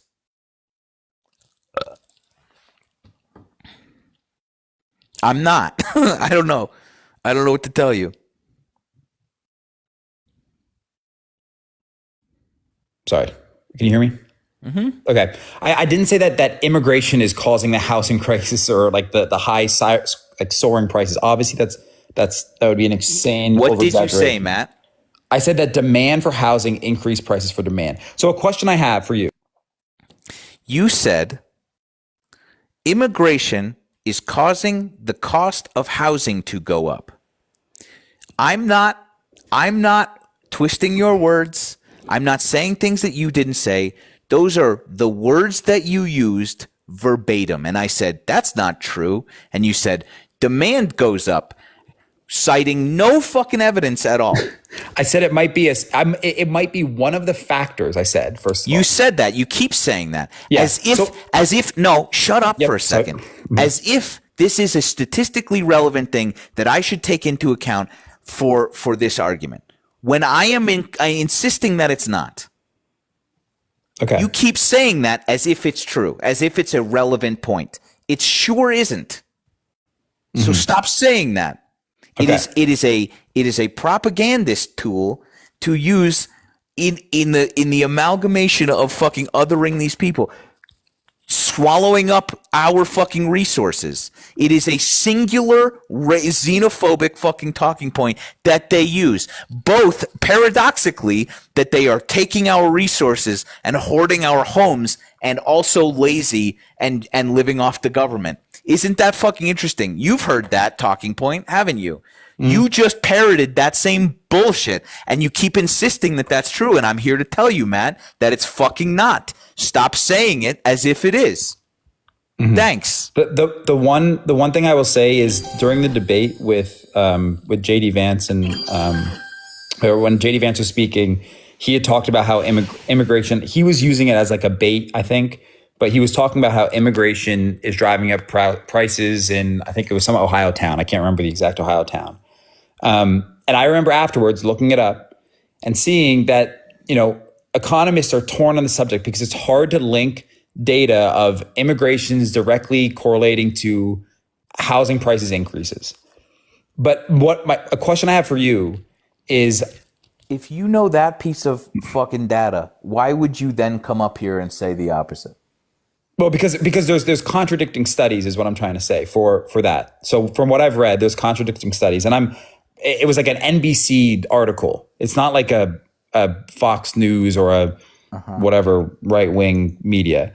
But a question I have for you: when Texas bussed those people, which first of all is insane, to New York, which I get, New York had a problem on their hands with the amount of people that were getting bussed there. Correct? In the sense that they were unprepared for a bus full of people to show up? Sure. Yeah.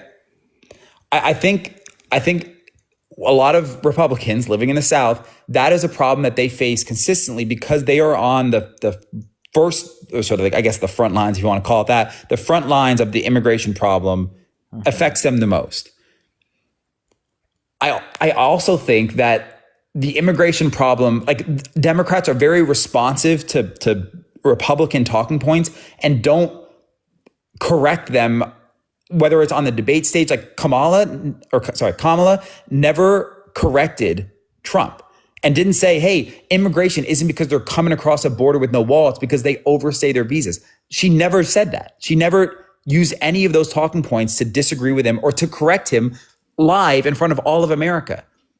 Like that is a problem that I have with the Democrats is like they can't seem to do things. What are you talking about?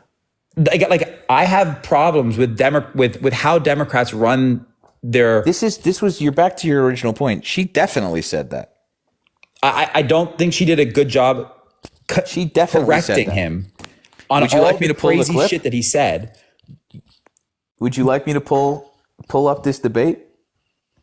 I don't think that you do. Like I'm happy she, to. She definitely corrected it on some things, but there are so many things Oh. that JD Vance and Trump said that were just left unfact checked. And it's not like you have the millions of Republicans afterwards going to MSNBC to go see their fact checkers. Here's a pretty big flaw in this, Matt. Here's a pretty big flaw in this. You blaming Tim Walz and Kamala Harris for not effectively fact-checking lies, as opposed to assigning blame where it should go, which is the lying liars who are lying to the people and those people who are idiots accepting those lies. You assigning blame to Kamala Harris for not effectively doing that rather than where the blame should fall, which is the liars. Mm-hmm. That is telling. You can assign that blame all you want. You're wrong. The people that are responsible for this misinformation are the ones who deserve the fucking the vitriol that you are incorrectly assigning to these people. JD Vance famously, psychotically got on the stage and was like, I was told we weren't going to be fact checked, which is layman's for I intended to lie here and with impunity, right? That's the guy that you are saying is blameless in this. Well, I think the problem is they see two people saying something, they believe the person that they agree with, and not, they're not. So what the fuck good facts. would it be if Kamala Harris sat there, which she did, correcting Donald Trump hilariously every 2 seconds, which she definitely did? What good is it if those people are just going to believe whoever they want to anyway? Why are you still blaming Kamala Harris for this? Because I think they could have done a better job of doing that. I also think, yeah. Me too. I don't know what to tell you. I wish people had a fucking breadcrumb of sense. I wish 60% of America could read higher than a 5th grade reading level, dude. I sure do. But I don't think that you were assigning the blame where they deserve some. They rather than thinking incorrectly that America had more empathy than it does, when time and time again we've proven that we are all fucking selfish assholes who don't give a shit about anybody but ourselves. Rather than running on the idea that like we should just be nice to each other and make sure women should have health care, that should be enough, and that this guy is fucking a compromised Russian asset. These are all logical things that people with half a brain can understand, and like understand that this guy represents peril. This should have been a fucking slam dunk, but rather than that, they didn't address the fact that like his lies about the economy were going to win the election. That was a big fuck up in retrospect. Can I mention something? Hindsight's 2020. You assigning this blame entirely on them, as opposed to the people that were like volcano lying to a bunch of idiots who then voted for them. I don't know. I just think they could have done a better job and like helped. That's fine. To explain that to the middle America. The other. Can I make a comment on the abortion side? Why not? So, again, these are not all my thoughts, but I am pro-choice. Mm-hmm. But when people tell me that it's a life that is being killed, I understand where they're coming from. I don't agree with it, but I understand where they're coming from, and I don't think it's from some like hatred for, liberals or Democrats or, people's rights to choose. I understand where they're coming from. I disagree with them, but I get if they think it's a life. Okay. Is that fair? In a sense. Okay. But I'm trying to think of a phrase. If I had a penny in one hand and shit in the other, it would be worth whatever the fuck, however that phrase goes. Mm-hmm. It doesn't matter that you can understand that. Yeah. It doesn't matter ultimately because the hardest part, though, because that viewpoint hurts people, whereas the other one hurts their feelings. That is the fundamental difference. One opinion, one stance will hurt and kill women. The other one hurts their feelings about their understanding of the universe. Yeah, I get that. Those aren't the fucking same. Yeah, So you get your feelings hurt. I don't give a shit. Mm-hmm. So, to be completely honest with you, I voted for Kamala. I am surrounded by a bunch of MAGA right-wing people who only act on their feelings. And these are the things I'm reading. I'm reading a text message chain between me and 7 guys. All seven of them are Republican. And this is a thread I'm reading from shit that they say that are just impossible to negotiate with or argue with because it's all based off of feelings and not necessarily facts. So yeah, there's so much more in here that I just want to get responses to, but thanks, Erica. You did that a little bit though. Well, I'm trying to play devil's advocate for myself to try to explain what they're saying to me. Like they always say, oh, if Kamala was going to do, that's what we need, Matt. That's what we need these days. You know what we need more of? The devil's advocates.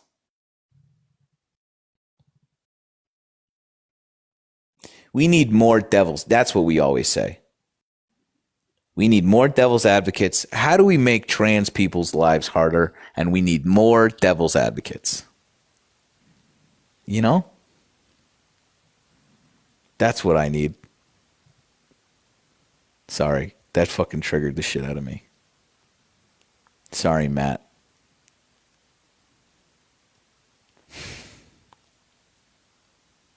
They want to fucking...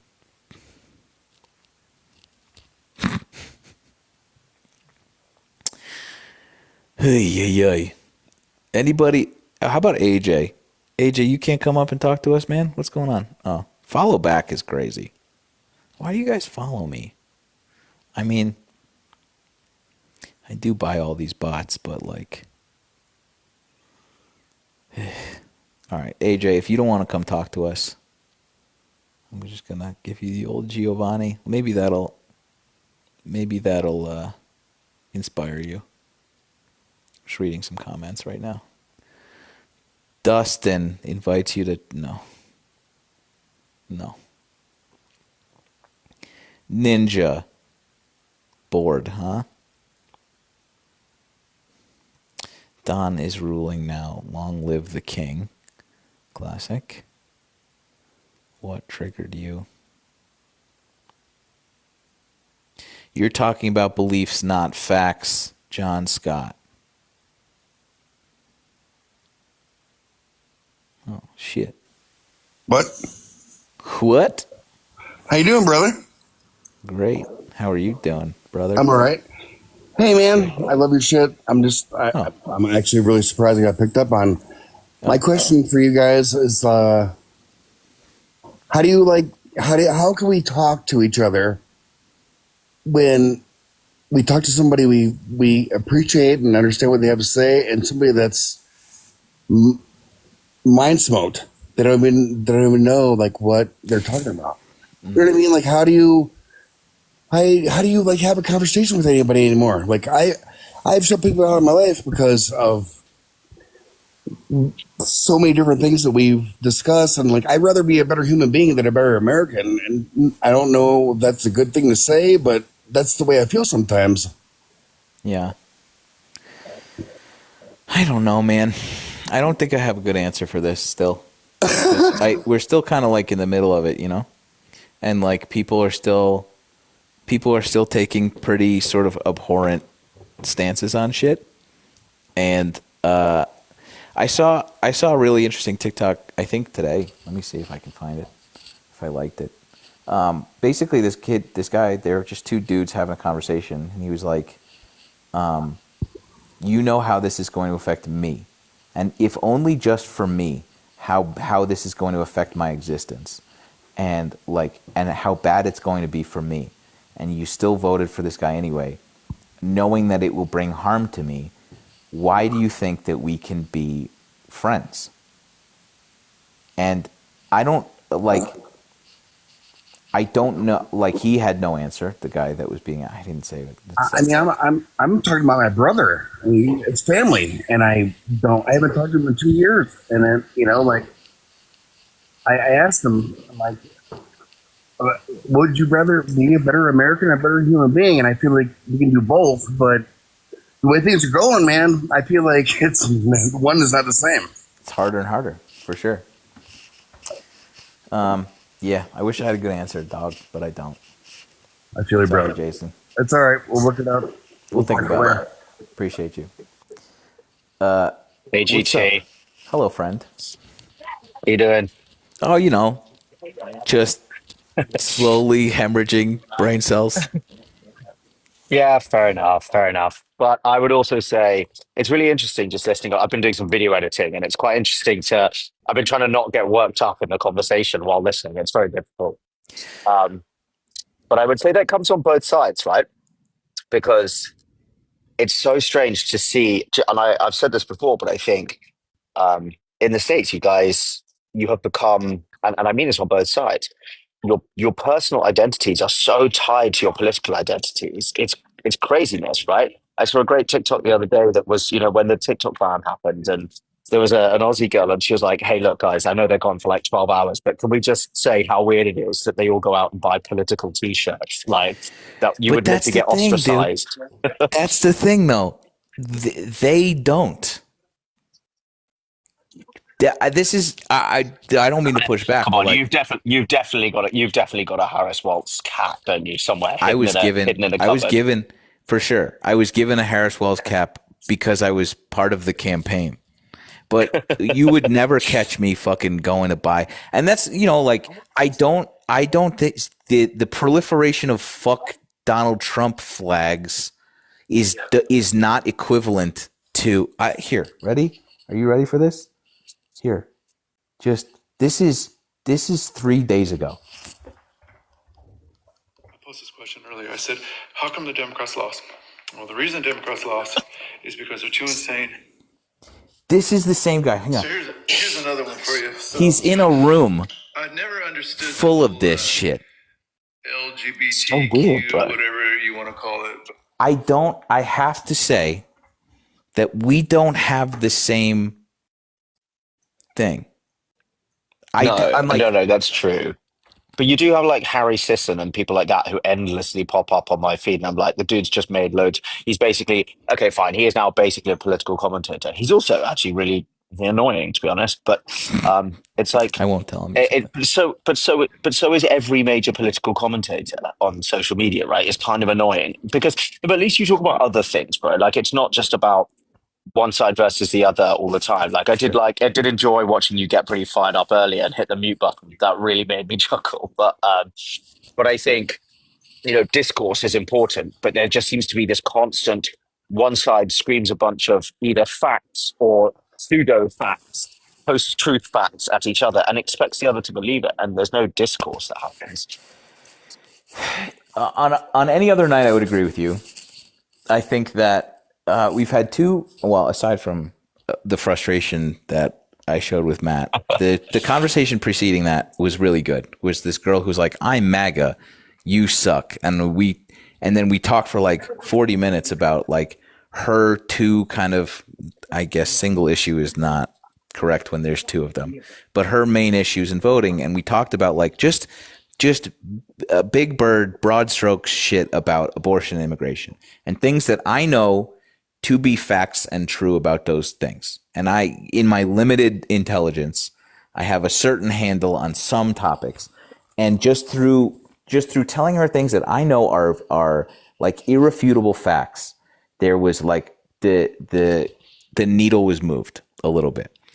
And I know that that's possible, and it takes a certain amount of like understanding from one side, and like I know that other people on both sides are not necessarily receptive to hearing things that don't fit their sort of like narrative.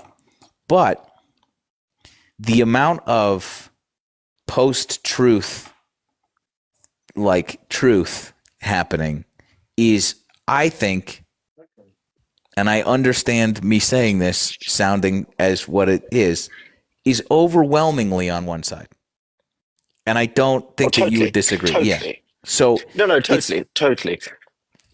I is actually think the last commentators you've had on, the last two guys that you've had on, it's very interesting to listen to them because they've come in with very strong opinions or are clearly have some fairly well held beliefs, but we're actually relatively receptive in discussion. And that, kind of just blows what I previously said out of the water, but I think that's a rarity. And I think, but it's so refreshing to see that because that should be the same for all sides all the time. You should always, it's like, I will argue that in the UK, for example, our issue is that we had, when Margaret Thatcher was in and closed all the coal mines down, people in the north of the country were like, never Thatcher, never vote for this, never whatever. And now people are kind of away from that. We're now like a generation or so removed from that. So people who still, if you parrot that and you're in your 20s, people are like, well, what on earth do you even know about that? So now you're not even using your own brain cells to come up with your political views. You're just parroting what your mum and dad told you. And sure, that's where we start.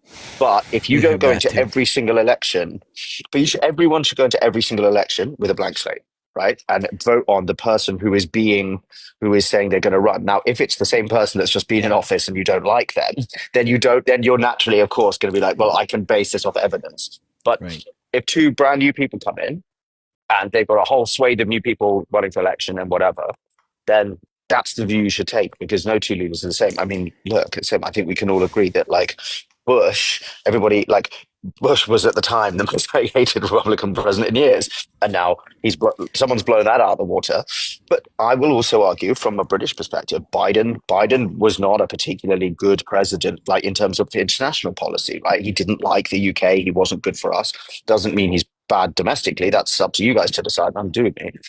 Sure. But I think there has been a slight thing where people are, and just for everyone, I'm seeing some comments here. People are, I think, misunderstanding where I come from. I don't come from this from any side, right? I'm trying to offer an objective view.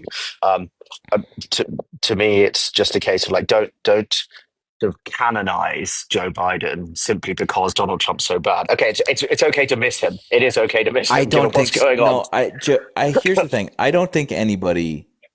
Let's just talk for me, and I know that a lot of people share this viewpoint.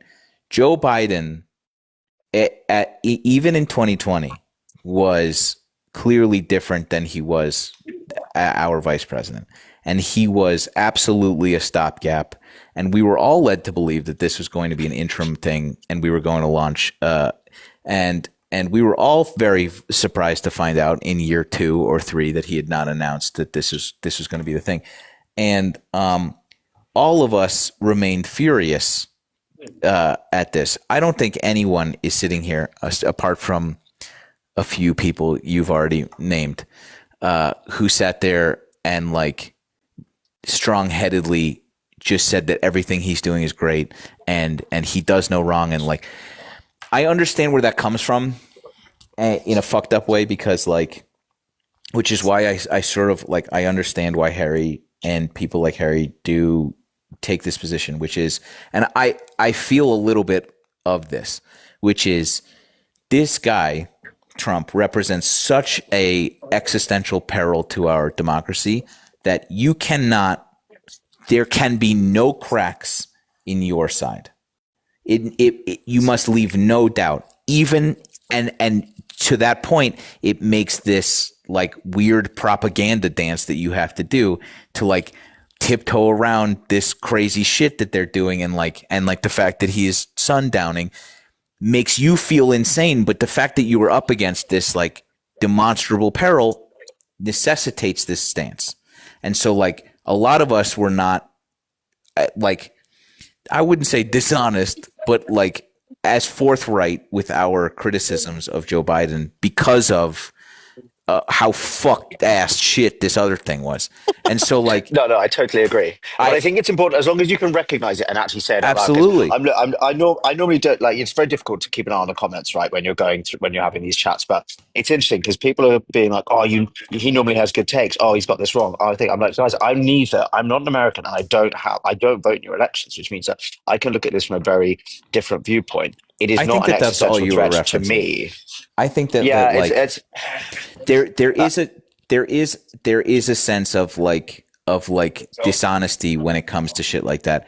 And in any other race, Harry, if it was fucking Chris Christie, who was a governor of New Jersey, who was basically a mafioso, if he was running, I would be like, actually, fuck Joe Biden. Fine, who gives a shit? I don't care. Fucking, we'll figure it out. We'll figure it out in 4 years because at least we'll have a democracy. If it was like Romney or whatever the fuck, it would be a completely different scenario. It's not though. It's fucking Hitler. So like, there is a certain amount of you know, and like, and also, I get it. Look, it's not my country. My country has many of its own problems as well. I mean, I say this, but as everybody knows, I'm in Thailand, so I'm avoiding those for a few. If you all want to come join me for 4 years, by the way, you're more than welcome. So but it is important to try and maintain a sense of objectivity, even though you know where it's going and what's going wrong. Yeah. Also, because with that, you have a very, very big platform, and people do look to you for it. And I think you do a really great job of doing that. But what I don't want to see is the left becoming the same as the right in this weird blind loyalty. Oh, hey, bro. Get ready. Hey, Harry. Excuse me. Get ready, Harry. I need to talk to Wario here.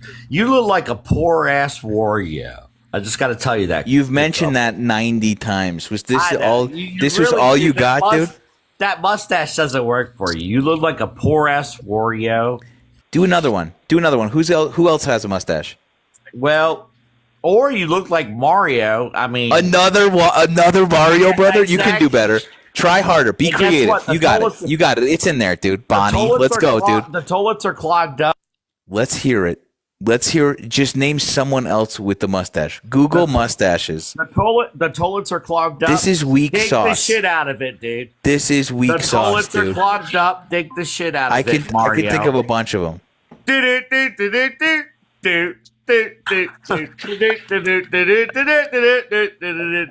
You're a fake ass Wario, man. You ain't. Harry, but both sides are fine. But both sides, Harry. You fucking asshole. No. We're the same, dude. We're the same. It's the same thing. Oh god! Oh good. Oh, also, just so you know, I've got my first like official MAGA troll hater who now stalks my account, and it's amazing. We have such a hate relationship, but I make sure that I comment on all of her things. Her she says things like, "Yeah, it's a her." And her bio just says MAGA heart every time she writes anything underneath, and I come back with I'm nice on my account, right? I'm nice. I talk about nice things, and I try to be nice to people. But oh my god, nothing. She was commenting the other day about where I'm staying in Thailand. She's like, "Oh, I need more space." I was like, "Why?" Is that because you leave the house? You have no friends? Like, just whatever. We went in this full. We went in this full thing, but it's great because she comes back. She keeps coming back with stuff as well. Does she have videos? No, obviously not. It was Bonnie. I have news for you. You keep referencing her, oh, really? But it's no, it's not necessarily exactly Bonnie, but it's Bonnie, if you know what I'm saying. She's called Janice. No, she's not. She's called Doug. I'm fine with that. I just think it's really funny. I think it's so funny. Oh dear. Anyway, I'm totally okay with it though. Yeah, good. Get used to it because it's never ending. Can I refer back to something that somebody was talking about earlier, the Libya stuff? Yes. So, okay, shockingly, this is like one of the other places that I have like a real area of expertise. Crazy. And I worked with DOD and MOD on a lot of stuff over there, projects for that, especially post 2011 when they had obviously the no-fly and then the fall of Gaddafi and the attempted reconstruction. So Slavery, right? Modern slavery in Africa is absolutely horrific. Very big problem, huge problem. Also over here in Southeast Asia, it's a very big thing. Yeah. But the real major issue that people don't see, well, again, it's like you have to know about the geopolitics of the area, but Libya is a country that, we, the Brits, very kindly just carved up along straight lines through Africa. So it was never really going to be able to be perfect like that, like a lot of other places. And it is now basically in the process. If I were a betting man, I think it will split into three countries quite soon. So you have the east, the west, and then actually the south, and all three of them are totally different. They're all east and west are fighting to be in power with Haftar over in the east, and then you have a government of national, either unity or accord, whatever they call themselves over in the east, in the west these days, and constantly battling for legitimacy, and the House of Representatives there and all that. But the South, I think, will now peel away as well. But the most important thing was that was where the Wagner Group used all of its stuff. They basically took over air bases called Al Jufra and Brak. And that was where they used to launch into Africa in order to then destabilize other countries there. So looking at the DRC, Mali, they were attempting to fracture bits of Ghana, which major issue because Ghana is a very strong UK ally over in Africa. And that is kind of where it all came from. But Libya was a big problem. So it was understanding. I did a lot of work trying to work out how we could help the Libyans to come to a solution. Sure. This still going on. There were what else? I'm going to be an idiot now. There was something else. There was something else that involved one of Russia's Middle Eastern sort of like, what am I trying to say? Not ports. What am I talking about? One of the Middle East. Do you mean in Syria? Was it Syria? I'm trying to think. The Russian port, Tartus. Is this what I'm talking about? I'm trying to remember. Probably. It was strategically significant that like Russia lost control of this port during. So that was in Syria. So Damascus, obviously, Bashar al-Assad's just fallen, so they've lost control of Syria. Now, Syria was used as a testing ground, basically, during the Syrian civil war, which, well, it wasn't just a civil war, it was a sort of 12-party war. Right. But the Russians have a major base there at Tartus. So if you look back to the beginnings of 2014 in Crimea, the Russians took Crimea because they need access to a deep water port that doesn't freeze, right? Because they have very few of those. Right. So they have this place in Syria. And now if they can keep a port on the Black Sea, it means they can get through the Bosphorus, through Turkey, and then out into the Mediterranean, which means they can obviously then project into the Mediterranean, North Africa, and, from their perspective, counter NATO in the Mediterranean. Right. They then looked, there's a big reason for the Libya thing, is that they were looking, we heard, at basically building a port in Libya, which would have put a permanent military base, a few hundred miles from Italy. Right. Which is obviously not a good thing for Not Europe. ideal. Right. No. But then it hasn't happened. But then what they did was they took over air bases in Libya instead, but through the Wagner Group, and then projected all that stuff. But yeah, the loss of the Tartus base to Russia would be huge. So they have shipped a lot of stuff out of there at the moment, but I don't know if they still have control over it, because I think it's being negotiated with the new Syrian government. Anyway. Right. Also, GT, if you want to know some really interesting stuff, here you go. I get a chance to promo some stuff. I just put up a new YouTube video all about my trip to Ukraine. I did see that. I'm excited. If anyone wants to watch it, you can go see it. I'm really rubbish at YouTube, but I'm trying. But there's some little clips on my TikTok for after this. But yeah, Syria and Russia is huge. Yeah.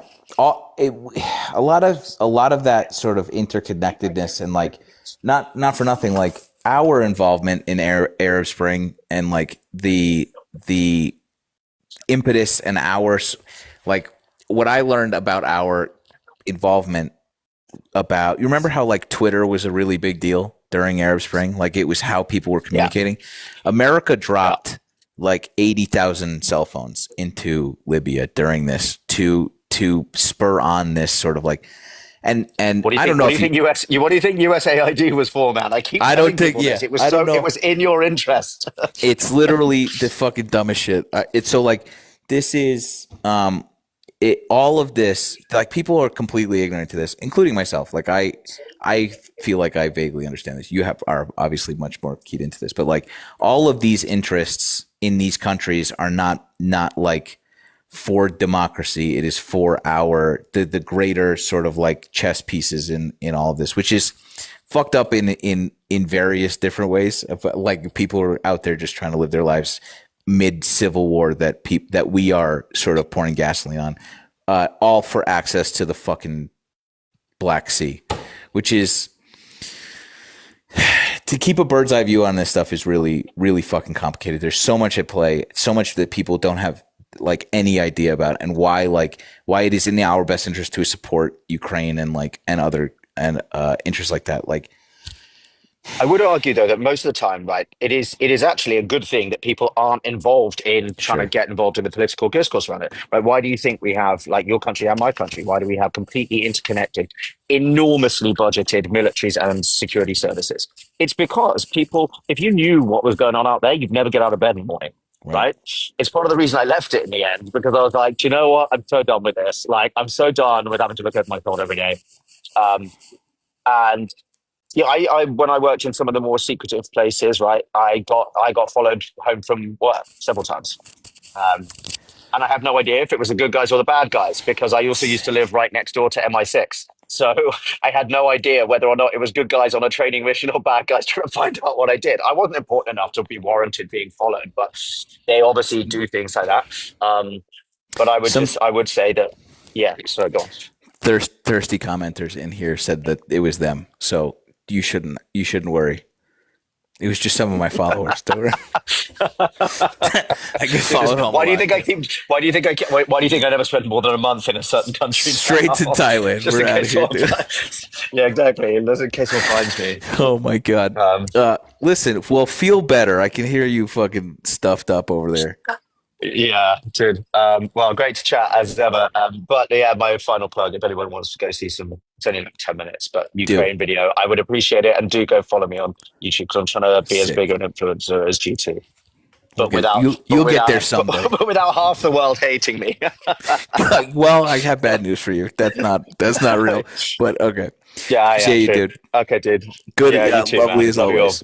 Yeah, bye. What a cool dude. I get that point. I do. We kind of gotta both sides it, and there's some truth in there. It does. Like, oh no. X the man 21 invites you to co-host with two other creators. No. Yes? No. Can we do a battle? Can the next one we can do? Wow. No? Jeez, dude. We need to. Fine. Talk about Sleep Token. Okay, so yeah, the both sides thing. I get it. I understand it. I do. What's fucked is, and I think that you guys know this deep down in your hearts, is that like the way that we feel about them, is the way that they feel about us. They are convinced that we're brainwashed. One of the most insidious fucking parts of their propaganda is that they think incorrectly the way that we think. And they're over there saying the exact same thing, which is very fucking crazy. And to know that Russia did all of this is even worse.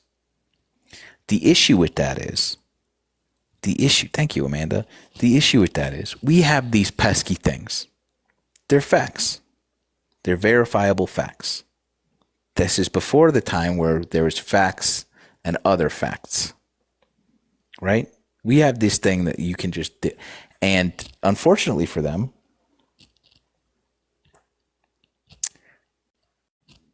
their arguments kind of fall apart when confronted with that.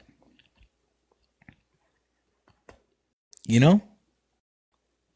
That sucks, right?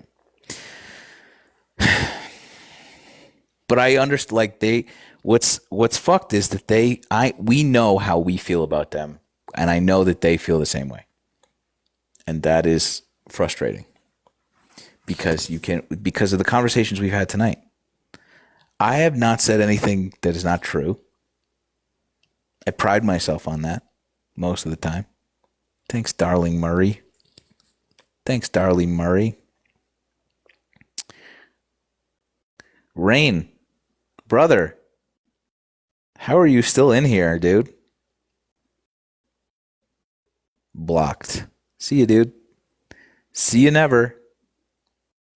You fucking... Anywho.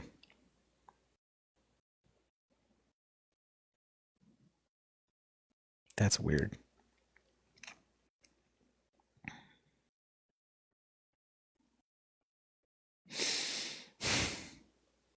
I just sneeze.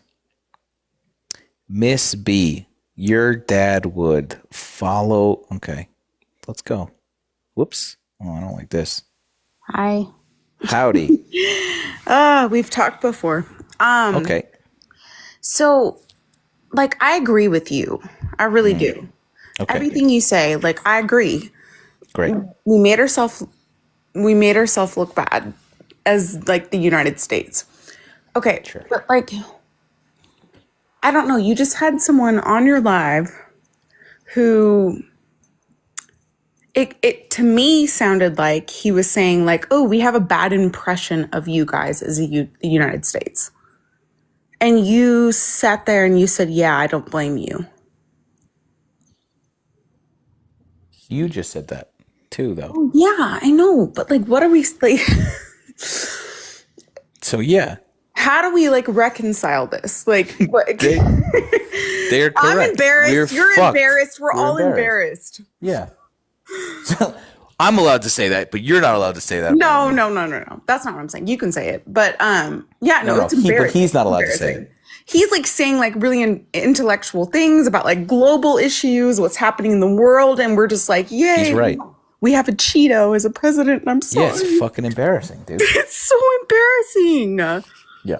So embarrassing. And so I was just like listening Thanks to the conversation, and I'm like, okay, how do we defend ourselves? Or maybe we don't. We don't. Maybe we don't defend ourselves. We're just like, we accept it. Not accept isn't the right word. I think acknowledging the fact that like that we are with you. We are equally embarrassed. We are more embarrassed because we, to some extent, like not to some extent, entirely allowed this to happen. And like, yeah, I don't know. I know, but then when you like get up on like a stage where you have a platform where you get to speak to people that live in other countries, and like that was really, really cool to see, because I'm like, oh, cool, this is how people in the UK view Americans. And I just sat there and I was like, wow, we are not shit. Well, that's I think he was being polite too. I think that they think way worse of us, and I agree with them. Yeah, me too. But how do we, like, what do we do? I didn't hear any resolution. I didn't hear any like game plans. Like it just feels like we're all just sitting on live bitching. Like, what do we do? What do we do? I don't, other than actively resist and like not comply, like with their just, there isn't a ton that we can do because the structure of our government is a little compromised right now. Yeah. Well, we are on the brink of an actual constitutional crisis because the government, there's a judge that said, hey, the whatever invading alien act of 17 whatever the fuck is unconstitutional, and they are doing it anyway, which means that if It's a loophole. well, it's not a loophole. If there is no one to enforce the law, this is the first thing that's going to fall, which is they're going to do whatever they want, regardless of whether the Constitution says it's not right anymore. yeah. And that's it. That's the end. So I think loudly protesting is all we're like. I don't know. I don't have the answer to this. I don't like when people. Mahmoud Khalil is like a really scary example of somebody who's Yes. like, this is Exactly. this is the shot across the bow. Like, this is innocuous enough to Americans to like conservative Americans to not understand the peril our free speech is in by disappearing somebody who has not broken the law and revoking their green He's a card. legal green card holder.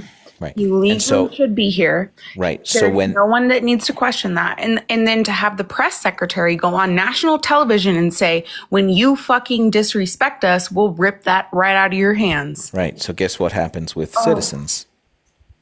Here. Guess what happens Here. to your boy who Here. yeah, so like we're not going to do that. We're not going to like let them do that, but at the same time They're trying to do it. They're doing it. they're going to do it. Yeah. Yeah. So, And there's like nothing we can do about it. It's just like you're sitting and watching a train wreck. And so I guess like why I wanted to jump up here and just talk about this is like it was really interesting to see a foreign perspective of like, hey, this is how we view the US. yeah. And It's not nothing. We're not doing nothing. I mean, there's organizing happening and there is loud protests, but like other than maybe Isha has it. yeah. I have a little bit. Yeah, I have a take. So when we're talking about like what do we do first, the fact that people are saying like, oh, we're embarrassed. Why? America's always been like this. So I know, but it is embarrassing. Okay. So number one, stop caring about what other people think about you. Like, who cares? Because you're going to have to do something. So the first thing you're going to have to do is look in the mirror. I mean, like, how many times have you picked up the phone? What are you doing? Like, who have you called your congressperson? Are you voting in the right places? Are you doing what you can do? Because we all know that we've seen this song and dance before when it comes to like our rights. Correct. So when we've seen this song and dance before, we know that there's going to be things that are going to happen. There's going to be people that are going to be casualties of this BS that we see that's happening with our government. So instead of just talking about it, you know, you're going to have to still do things and understand that things are going to happen. And then do not allow, like, I get it. I understand what Harry was saying, but look at MAGA. They don't give a shit. They don't give a shit if what Trump is doing, they stick together. And then you have us over here going, well, Harry's kind of, he's kind of annoying. But you know what? So what? He's annoying enough that he has fucking sometimes 10,000 people in his lives listening I to him. didn't find him annoying. I think he subtly insulted all of us. He wasn't annoying. I feel like he insulted We're us. talking about two different Harrys. We're talking about Harry Sis. Oh wait. I'm talking about Harry. No, yeah. I got no comments on that. But You yeah, see? no, You see I what I'm hear you. saying? I hear you. You see what I'm saying? But So we just need someone to be like you, to be the voice, to just like rally. But see, when I'm trying to be a when I voice, say you like continue I to don't know what interrupt to me. do, I When promise. I'm being a voice, Miss B, let Isha finish maybe. when I'm being a voice, you continue to interrupt me. But what I'm saying is that you have to have, like, it doesn't matter what MAGA is. When MAGA is talking to each other, they agree. They agree on the dumbest shit. And we all know that. But then when we turn around and we look at some of the people that are actually helping us, because let's just be honest, some of these children, we need them. Like, I don't care if they're saying, oh, hey, thanks for the dog. Who cares? You know what I'm saying? But their message is clear. They are doing the research. They are actually going in there and they're telling you what these laws are. They're telling you what's happening. What's the other guy's name? Aaron. That breaking news every 10 minutes. You know what I'm saying? So who cares that people probably think he's annoying? But you know what? There's people like him that are needed because our media is now being interrupted when it comes to the news and all of these other things. So we have to really pay attention to some of these things where we're not getting all of the information that we should be getting. We need these people, but we have to learn as I don't want to just say just as leftists, but as human beings that we need each other. I hear you. I'm sorry, I'm reading the comments and everyone keeps saying, like, you need to make a decision. Like, you got to figure it out. I'm saying we got to come together as a community. And what does that look like? So I can feel supported, so you can feel supported. I want to hear you. I want you to hear me. Like, how do we do that? Okay, but see, that's the thing, is that everybody's waiting for somebody else to organize and pull things together. In the beginning, I said the first thing you need to do is look in the mirror, because I'm telling you, it's going to start with you. It doesn't matter what the person next to you is doing. It matters what you're doing. Facts. Because I can tell you that the person next to you may not be the person you think they are. Yeah. Facts. Yeah. Also, he's not if insulting. you're- He didn't Huh? insult us. He wasn't. Harry wasn't I insulting. didn't think he was being insulting, but what I'm saying is you know what? Even people like him, who I think he's very intelligent, I actually really enjoy listening to him. But at the same time, Same. some people don't always recognize their privilege. So, and that's a human thing. That's a human trait. That's something that we have. And sometimes you have to say, hold on a second. Now make sure that we're sticking together and supporting those that are doing the right thing. And Well, it was just interesting to hear be a that foreign person. perspective of us. That's Don't what I necess- mean by embarrassing. It's like, Christ, that's okay. how you guys see us. Like, that's what you know what I mean? And I don't think he was being insulting. You're right. That's not the right word. But it did feel like this is how we project ourselves in the world. Okay, and but we what all I'm saying disagree. is- We all want to be different, right? We don't want people to see us the way that MAGA, Trump, and our press secretary purports us in the world. And it was just interesting to see, like, here you go. Okay, I'm trying to be okay. You can do it. So what I'm saying is that we kind of do.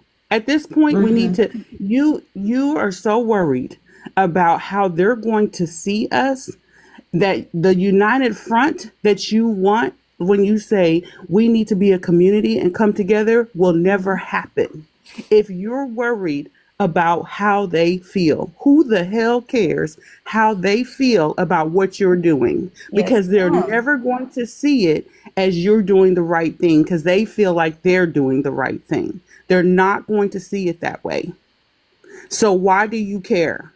that's a good question. You're right. Exactly. You're right. Okay. You're okay. right. So when I say sometimes people don't realize their privilege, or when I say, don't say people are, maybe you might feel like, oh, that's kind of cringy what this person is doing. But you got to remember, okay, but this person is saying some things that really need to be getting out there. And when you say stuff like, oh, to an audience of 2,000 people, when you say stuff like, well, he's kind of annoying, then that might make that might turn some people off, and they might actually say, yeah, I'm not going to listen to him anymore. You got to be real careful about the things that you say. Wait, I said someone was annoying? No. Oh, I'm speaking in generalities. Like I'm being general when I say that. Yeah. But I'm just saying that it's really important that we actually stand behind these people that are actually willing to put themselves out there on the front. In the front. Yeah. And I guess like it feels like congrats on your goose. Yeah, like I hear what you're saying. Like we don't need to absorb that identity. Like how other people view us isn't necessarily truth, right? Like who cares? But I just feel like we all get on live and we all just like, we're pissed. We're all just like really pissed at what's happening. And there's just like, I don't know, where do I sign up? That's okay. People need an outlet. Okay, sorry. People need an outlet too. I don't know. Yeah. We're just good. We are returning to the beginning of that circle for the fourth time. You're right. And I was just trying to get everyone it, but like, yeah. It's going to happen this way. What do we do other than being pissed off? We literally just went over this shit. And like, I know.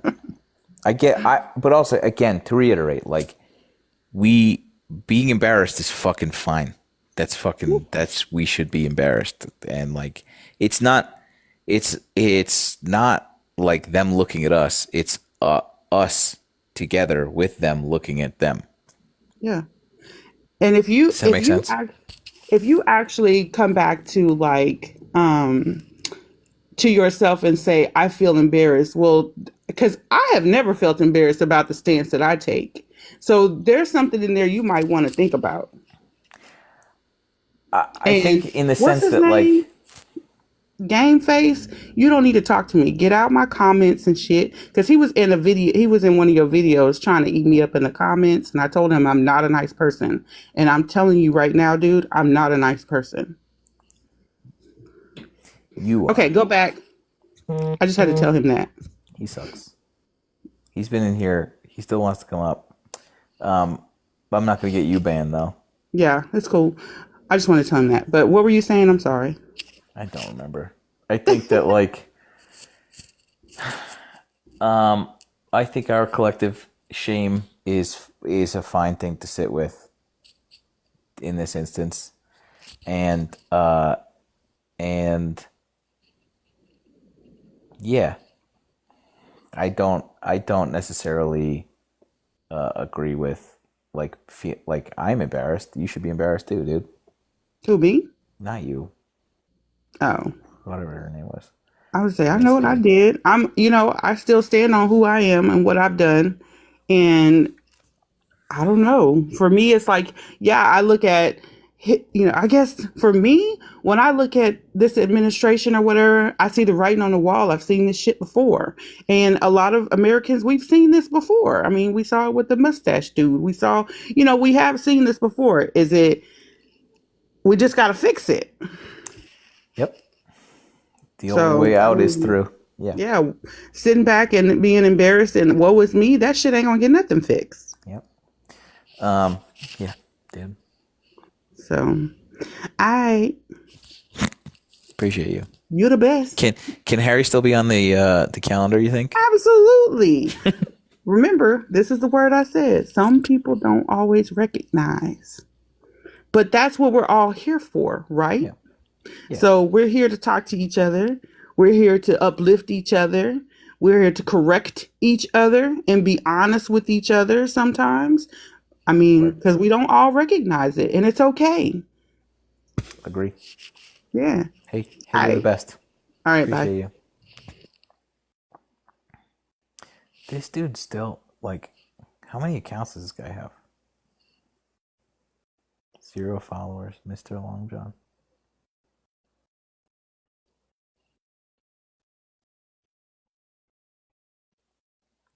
Your mercy kiss. Dang, dude. Brutal.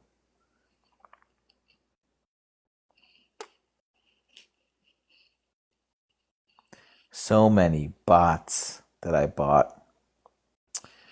All right, dude. Anybody disagree with me? Vinny Rex.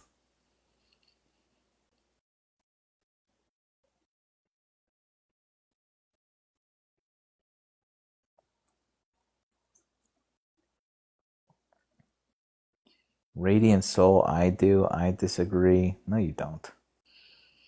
You liars. You guys are lying.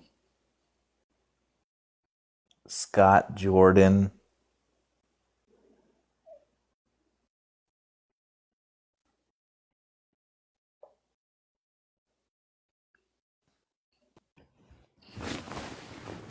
Yo, what's up? Nothing. How you doing, man? So first off, I want to go with saying I love the mustache. It's fantastic. I don't know what that guy came on insulting you for. It's a fantastic stash. Thanks. I am jealous. But yeah, I wanted to go. There was a little section. I'm going back to Matthew, because he was talking about immigration and housing. Because there was the one thing that you had brought up, and I think he was reiterating it incorrectly. The way he was saying was that immigration was increasing the housing prices. And then you had quoted something from Google. Do you mind re-quoting that? If you can pick it up. No. What do you? Because I remember there was one thing specifically where it was mentioning about it was a lack of housing.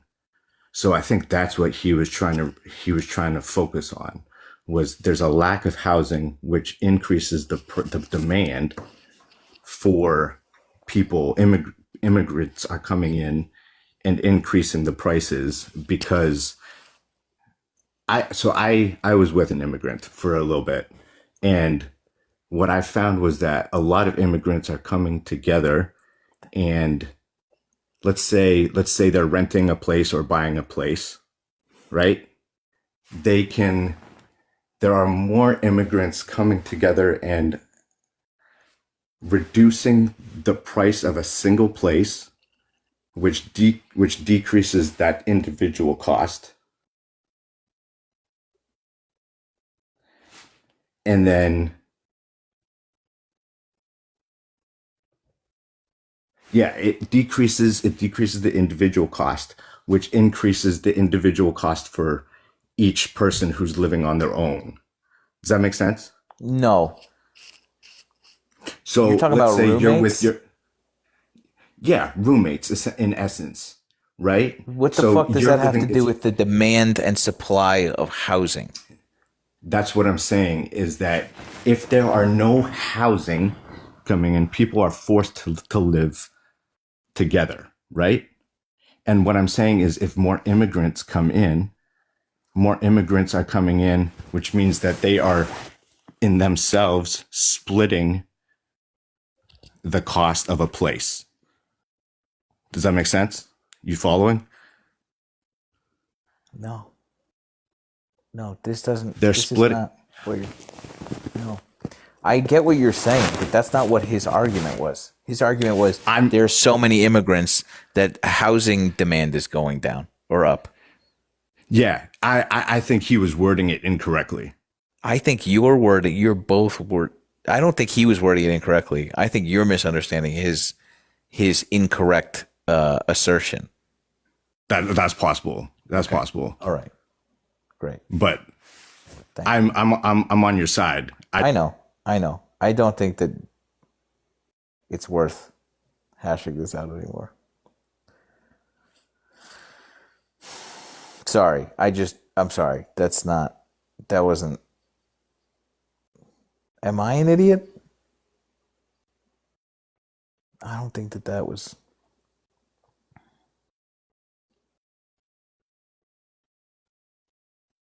Okay. I was confused. Sorry, dude. The fuck? It's 12. It's getting late. The sun's getting real low. Send me your heart me's. Send me your heart me's or I'm never coming back.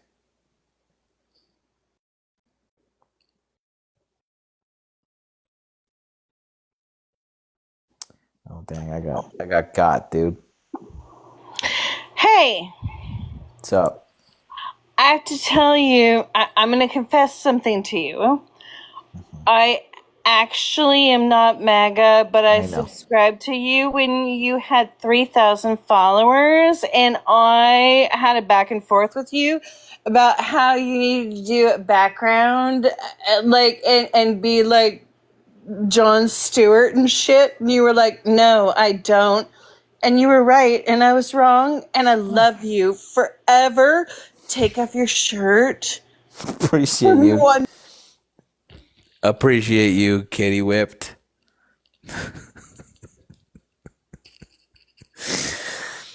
Take off your shirt. I feel like we need to take off your shirt. Take off your shirt. T-shirt. That's a funny T-shirt. Am I wrong? Am I just tired? Take off your shirt emote would be a good one. Let's see it. GT fan art. Let's go. In the Discord. Fire it up. Fire it up. Take off your shirt. It's going right under Kanye eats farts. I appreciate you, dude. Thank you. That was very funny. I sure do. I appreciate you. Oh, Mima. Oh, God. Guys, the fucking dragon. It's hitting me. It's hitting me. Amy invites you to co-host. 4 people decline. I do want a battle, though. I want one battle. Give me a battle.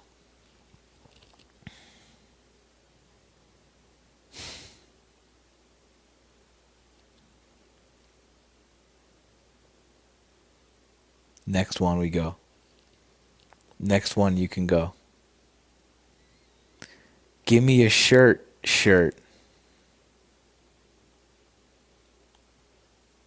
Chantel? Remember Chantel? She was nice. I'm not gonna request. I'm not about that life. They come to me. I'm the prize. That felt gross. It felt gross saying it.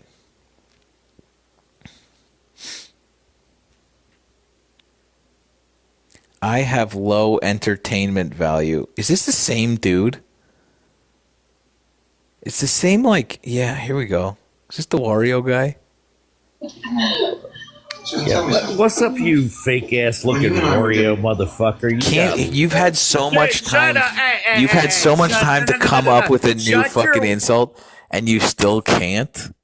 You had all that time. Bob Ross, Chuck Norris, Will Ferrell from fucking Anchorman. Any one of those.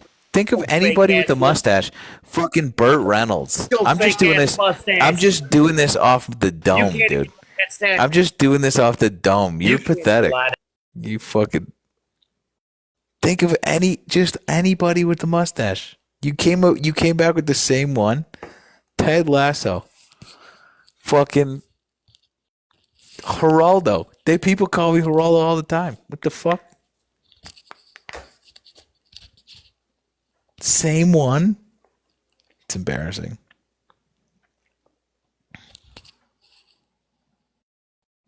It's embarrassing, dude. You can do better. That goes for all of you nerds. Do better. You can do better than that. Oakley dokley. I like the Ned Flanders one because when he takes off his shirt, he's secretly jacked. And I feel like that's on brand for your boy. You know? Take off your shirt. Take off your shirt. That was crazy.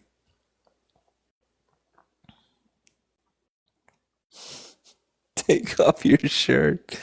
Oh, God. I feel like I'm secretly jacked. I feel like nobody looks at me and goes, that dude's ripped. I just wear a lot of sweaters. You know? That's fine. That's why I gotta do thirst traps. To let them know. To let you guys know.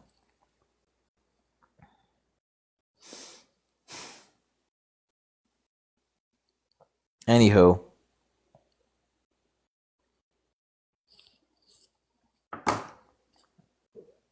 This dude's really worked up. You know what's gonna work him up even more? I muted him.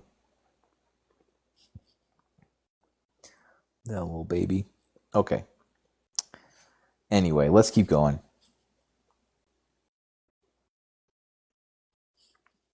Let's keep going, dude. Let's keep it pushing, as they say. As the kids say.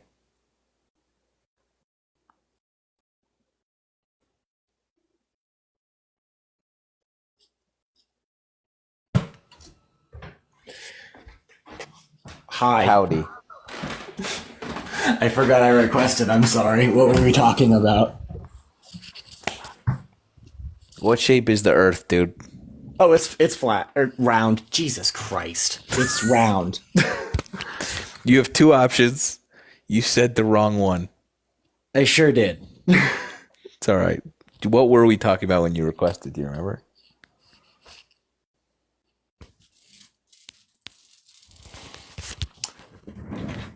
Okay. I think he subscribes. I'm sorry. I didn't mean to kick you out. I'm fucking exhausted now. All right. Fuck it. Fuck it. We ball. Here we go. Let's ruin our night.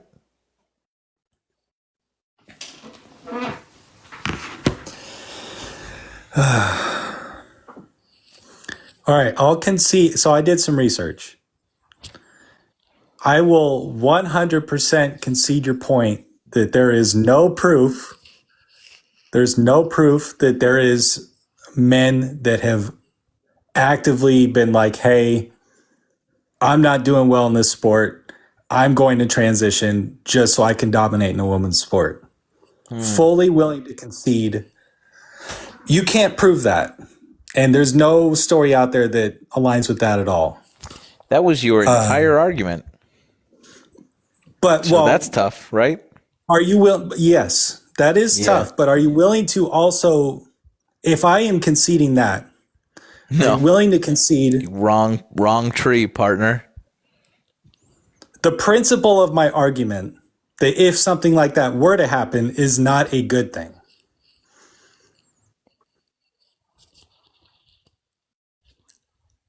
I'm going to quote you. I 100% concede that doesn't happen.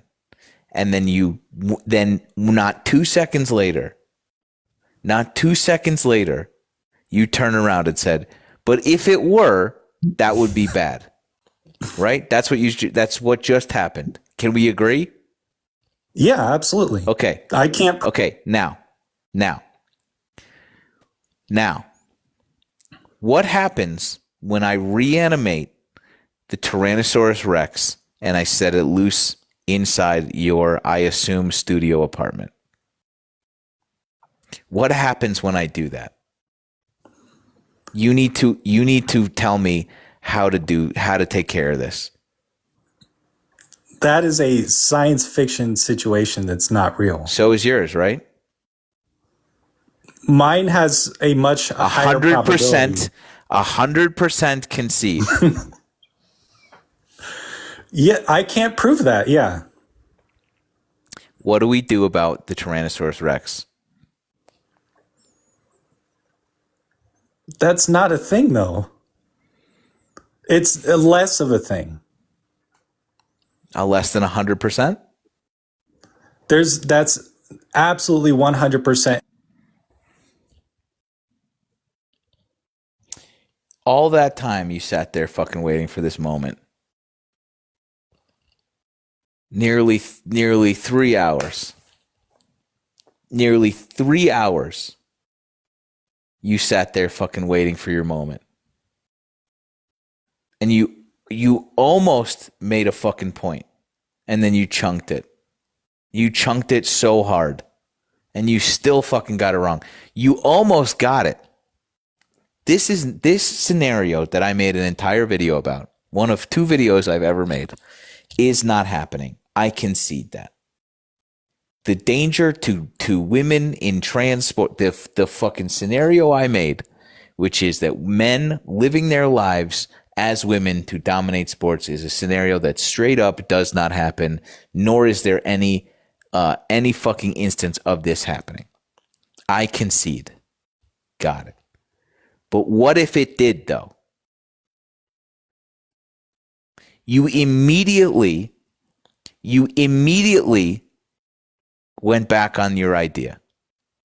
Instantly. Because you are so constrained by this thing that you made up.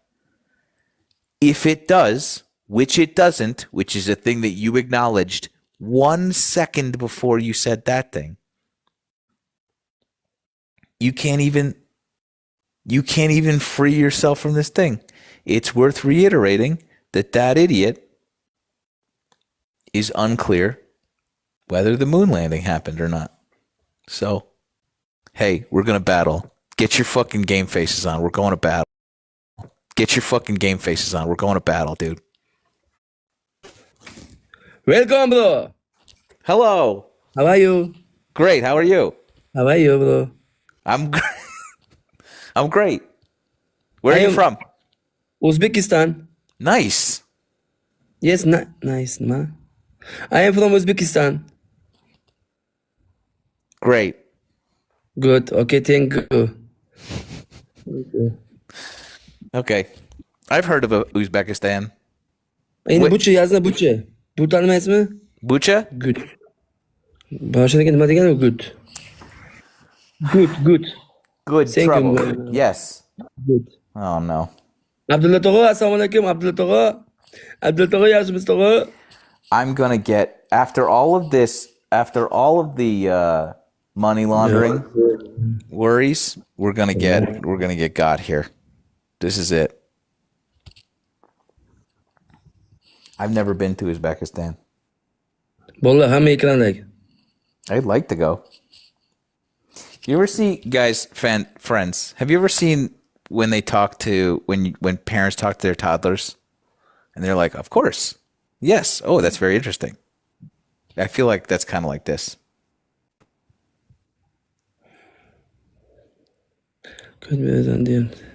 Voy bilad. I know. Wallah, hamma ekranlik. Me too. To'g'ri, ekranlik uringlar qani? I've never been there. I was nowhere near there. Hamma ekranlik. Baseball? I'm not a big fan, to be honest. Do you party? Wallah, buni nimani eshitdim bu I couldn't believe it either, dude. When they said that, it was crazy. Bunga yutqizamanmi men? Bundan eshitdim bor. I'm just gonna read all of your gifts now. Here's what we're gonna do. Tiffles, thank you. Dolly Barton, thank you. Lovely Chi, thank you. Tiffles, thank you. Lovely for Chi. Amanda Chuff, thank you. Tiffles, thank you. This sucks. Karina, thank you. Bob rahmet. Tiffles, thank you. Alexandra, thank you. Thank you. Tiffles, thank you. 17 ta ko'charyaptimi, ammo gul bersinchi? How do you say thank you in Uzbekistanian? Yes, Uzbekistan, good. Yes, good. Thank you, QC. How do you say thank you? Somebody look it up. Isha, thank you. Tiffles, thank you. QC, thank you. Lovely, love for Janet, thank you. Miranda, Wallah, thank hamma you. ekranlik uringlarchi, ekranlik. Somebody look it up for me. Uzbekistan, good. Abdulla tog'a. It was very cute. Tog'ajon Logan, rahmat. thank Tog'a you. buni yutib bilmaydi. Natalie, thank you. Monique, thank you. Mima, thank you. Beshksiz bormi yo'qmi bilmayman, Oh, thank lekin buni you. yutib bilmaydi tog'a. Dev, thank you. Alani, thank you. Beatrice, thank you. Oh, nice, dude. Bu ikki Max yildan bor. Pin, thank you. It's okay. Aka, beshkis bormi Jahongir aka? How do you pronounce it, though? Beshkis bormi? 11 ming shotlar quying. Rahmat. Beshkis bormi sizda? Rahmat. Sizda beshkis bormi tog'a? Rahmat. Rahmat. Damn. QC Creation, thank you. Isha, thank you. I tried. He has me muted? No. Rahmat yo'q. No, he can hear me. He just said Uzbekistan. Gotaka. Gotaka. Два Hey, победа, Brenda. okay? Double. Two. Da. Yeah. Nice. Good. Nice. Okay, good. I know. Meni pochcham bor. QC Creation, thank you. Ken Just- odaman degan pochcham bor. Nice, thank you. Katrina, thank you. Wait, hold on. Jahongir pochcham turibdi. Oh, no, we're not going again. Abdulla tog'a. No. Bilmayman, ular bilan bilmayman, lekin Jahongir No, we're pochcham not bor. going to do it. Hold on. Oh, God. I'm looking up thank you. Translate. Nimaga 300 ming? Thank you. To'yingda. I've lived, thank you. Where's my Translate app? Oh, no. I didn't install it. Bu kim? Bu nima jikka to'ladi? It's okay. Karina, thank you. Carson, thank you. Dang, this is a demolition. Natalie, Evan, Sezyapman. Thank you very much. Thank Bernice, you. thank you. Yeah, hey, thank you. Bitter. Rahmat. Nimaga bu Rahmat. Rahmat. Da. Yes. Okay, good. We did it. Rahmat. Yes. Rahmat. Yes. We got it, dude. I heard it. I'm learning. Gotaka, follow me. Sure. Nice. Thank you very much. That was amazing. Rahmat. Rahmat. Yes. You might follow me? Follow me, Yes. brother? Yes, of course. Thank you. Of course. Thank you. Thank you very much. We did it. Family, we did it. Karina, we learned Yeah. how to say thank you in Ne Uzbekistan. bileyim. Oh, katta bana ne bu? Amazing. Baba da gel sen bunu diyorsun. That's the that made me so happy. I don't know why. That was great. That was great. Clay, thanks. Summer, thanks. Sorry, I missed some of you guys. Sorry. Bobby, thanks. It's okay. Trying. Rahmat. Rahmat. Oh yeah, okay. All right. No. Not again. Only one. Okay, no problem. It's okay. Thank you. It's good to meet you. Thank you. Thank you. Rahmat. Rahmat. Okay, bye. Okay, baby. Okay, bye. Thanks, guys. That was pretty good. We turned it around. Rahmat. Thanks, guys. Thank you for humoring me. Thank you once again. Thank you once again for following me into battle and winning ruthlessly. A demolition. Uzbek. Oh, yeah, dude. Live goal achieved. Nailed it. Now send me your heart me's, you monsters. Oh, you hit the wrong button. Although, it was good luck. Hello. Didn't mean to bring me up, did you, Mr. Trouble? It's too late for this. Mima, why are you awake, dude? Because I got locked in the garage again, so Not I got again. to bug you. Oh shit! Hold on. This is going to be exciting, I think. Oh no, not too exciting. I hope my heart can't take it. Oh balls!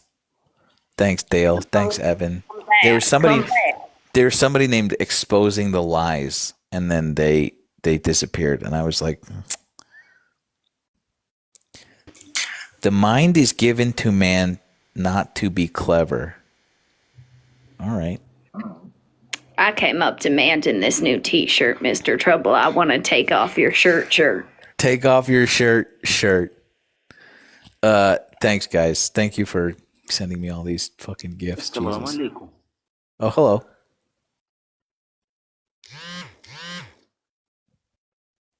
What's up? From Uzbek. Me? I from Uzbek. You are. We just talked to somebody from Uzbekistan. Where are you from, bro? From the States, United States. Nice to meet you. Rahmat. I learned today. We learned a new word today. We learned a new word. Nice. Okay. Good to meet you. Okay, bye. Okay, bye. Nice, dude. Anywho, it's about this shirt. Take off your shirt. I hope someone has made the art in thanks. Miranda, hey, dude. Love it. Thanks, guys. Thanks, Dale. Many talented people who follow Mr. Trouble should make me this shirt. You made one? Oh shit, hold on. Thanks, you guys. Thanks. Nerds. Discord. Already got me one of them Kanye Eats Fart shirts. I need a new one. Did you get one? Where's mine, dude? Well, I got me one. It's my gym shirt. I use it when I'm lifting. I can't. Oh my god. The art in here is insane. This is fucking insane, dude. I haven't seen this yet. You guys are ridiculous. I didn't know you were a baller. That's footage of me playing basketball. A man of many talents. What is happening in this chat? Fake ass. I need to be in Discord while I'm on live. Fake ass Wario needs to be. Oh my god, so good. I like that much better than the Oreo. Take off your shirt. This is very aggressive. Why did we go after this unicorn so hard? What happened to Sarah the unicorn? Why would you do that to Sarah? I feel like I need like a take off your shirt. But should it? Yeah, just take off your shirt. All right, fuck it. If we like it. With an aggressive meme of Mr. Trouble in bike shorts. Hold on. This guy says the Juggernaut. All right, let's try him. Hey. Hello. So, Thanks asleep. how y'all feel about Donald J. Trump putting poop in the water supply? Wait. Not great, if I'm honest. You know that's just liberal tears about that Clean Water Act of 1972. Real men only drink Mountain Dew Code Red. Did Mr. Jimothy Trump put poop in the water? That's really concerning. Liberal tears. We're winning, right? Was that Australian? Did you slip? I accidentally did the wrong accent for a minute. Did you do like a little Highlander move where you like, yeah, that's all right? It was actually my pale tiger from Planet Side 2. I was like, right? Need an Angie for me mix, right? You gotta lock in. You gotta lock in when you come up. Or no, there's poop in the I'm water. trying to do the dun diddly doo dah America, right? Oh my god. Oh no. White tee, black font, take off your shirt. Yeah. Okay. All right. But real talk, how do you feel about that poop in the water supply? Bad, dude. I feel bad about it. I'm not excited about it. I thought you liberals were all about abortion. This is going to abort so many fetuses when they get dysentery. Remember Oregon Trail? Okay, that's dude. I had dysentery once. Okay. Good night, Beba. I love you. Good night, Sonny. Love you too. I had dysentery once. All right. Okay. I think we've reached the logical conclusion of this life. Look at us. Look at us. We learned how to say thank you in Uzbekistan, Nian. What's the language? How do you say that? Rahmat. We had a long life where we might have changed someone's mind about the Republicans. Thanks millions of whatever. Uzbek, thank you. That feels right.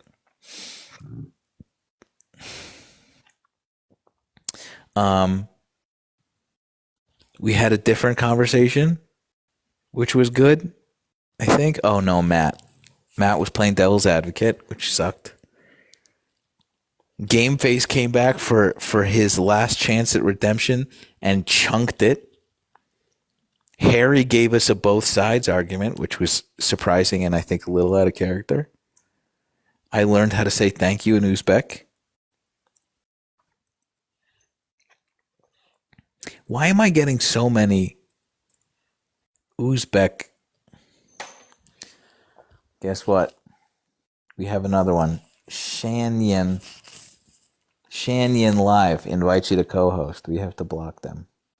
This one should be easy though. I think I can find it. Hang on. Shay and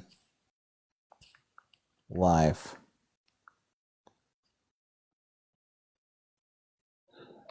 Yeah. Oh wow. Need support. 10,000 followers. Block. Sorry, dude. I'm going to watch his face as he... yeah.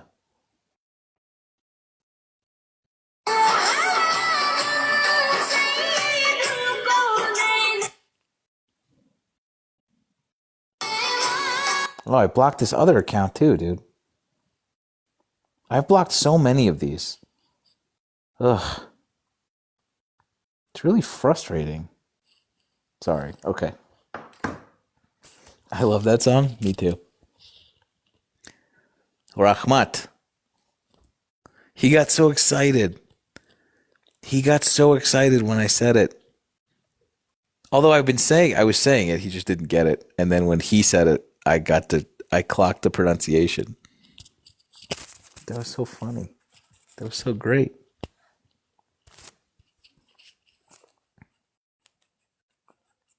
Rahmat. All right. Okay. Hold on.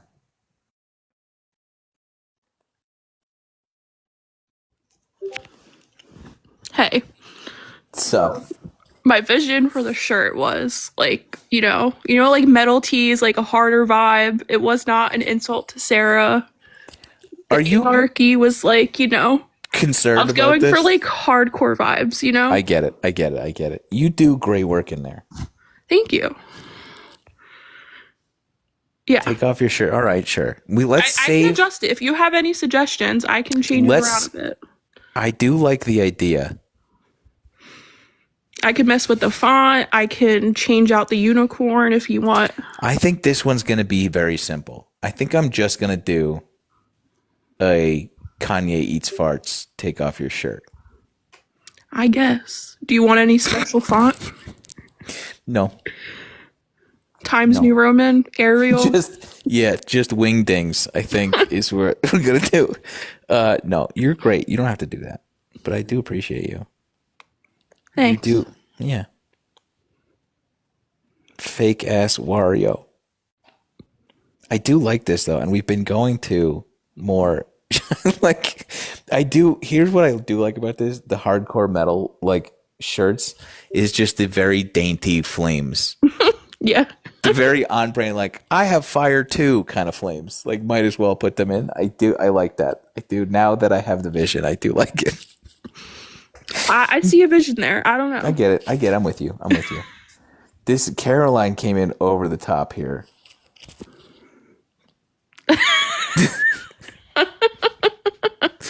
That's very specific. So like the 10 people in here who get this joke because of this live will get that. Otherwise, no one knows what the fuck we're talking about, which is kind of on brand for us. Yeah, no. It's very hyper specific jokes. Where's Bronco? All right. Hey, I appreciate you and the work that you do for me. Yeah, of course. Thanks, dude. Bye. Okay, bye. I like it. I do want a like we should workshop that. I do like that idea. Now that you said that. But what I want to do is like rip off other like black metal t-shirts. I want to rip off like black metal t-shirts, but make it Good Trouble, Sarah the Unicorn t-shirts. Like, go look up cattle decapitation merch and then just rip it off. That's what I want. Blech. Here's the thing. Okay, 2,400 people. Here's the deal. I'm going to get a blech tattoo. I've decided that I'm going to get a blech tattoo because I think that that's very funny. I don't know where to get it yet. For those of you who don't know what I'm talking about, metal is fun. And I know that is, we're just going to, okay. Metal is fun, is a fun thing. And sometimes they do funny things. And there's a word that people work into metal sometimes. And it says, people go, blech. I don't know where this started. I don't know why, but it is a funny thing that people work into their songs sometimes. Right? Okay. And it's funny. People like it's kind of like this inside joke, right? And they make it as disgusting as they can, or like as enunciated as they can. And they go, blech, right? And people get tattoos of this word, right? I came to learn that there is something similar in dubstep, which I think is the best. I think that this is so funny. They have something. It's ha ha huh huh. Okay, hold on. I need to play it for you. Let me see if there's I typed this in. There's literal playlists. ha ha ha huh. And it's the same thing. It's the blech, but for dubstep. It's this joke that people put in to their music as like a wink and a nod. If you're like into it, that you get this, and I fucking love it. It's so funny. Okay, and so what's funnier still, hold on, I want to play you the Sullivan King, who I went to go see. And it's so specific. Okay, ready? Wait.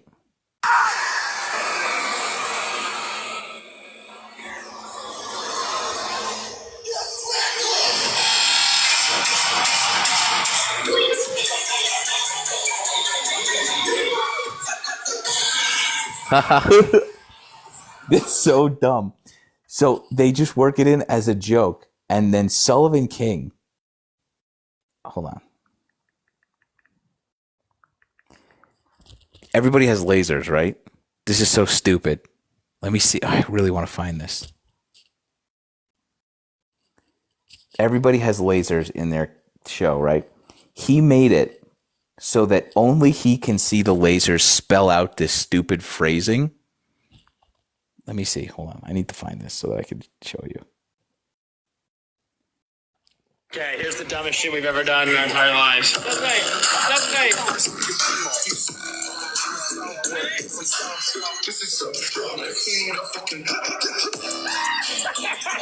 Okay, here's the dumbest shit we've ever done. So it plays it out, but only he can see it. Which I think is like, I fucking love when people do shit like that. There's a joke for like 8 people. And then like, oh God, I think that's so funny. It made me so happy. I love that shit. Anyway, dubstep has a blech. That was the long walk for this story. Okay. I'm sorry you had to deal with it, but like, blech. I'm getting that tattoo. I might get a ha ha huh, huh tattoo also. Sorry. This is a lot. I'm sure do you guys have other instances of this? Do you know what I'm talking about? Blech is BLEH. BLEGH. Blech. Is there a rap? Is there maybe?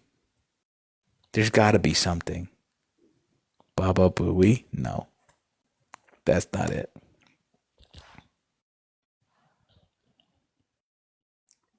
DJ Khaled's pretty funny. Jason Derulo? That's not the same thing.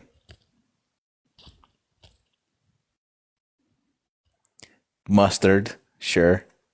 Well, it's not like, not the same.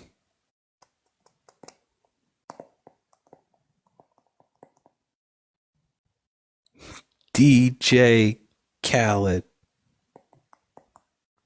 The 90s, yeah, whoa.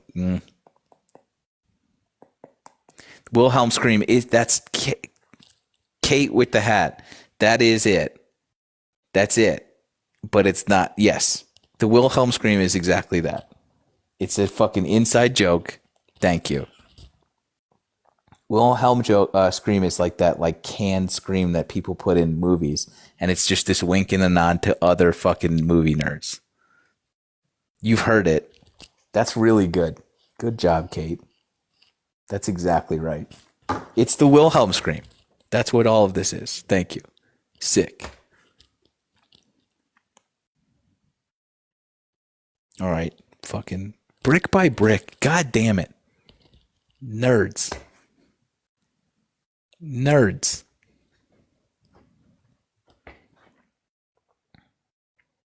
All right. We're going to bed. What's a liberal wink and a nod? I don't know. Losing.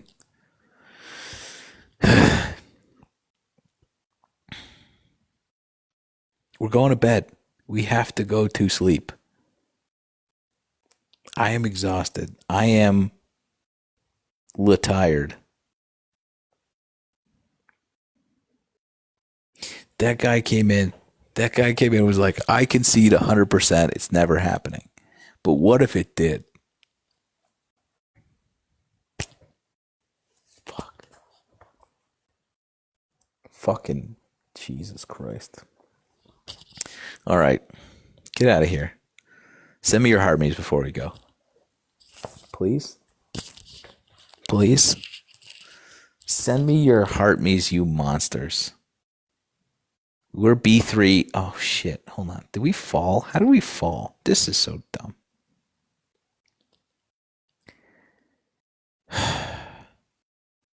I need 561 team points. Oh, shit. No, you're doing great. 102 team points. 36 team points.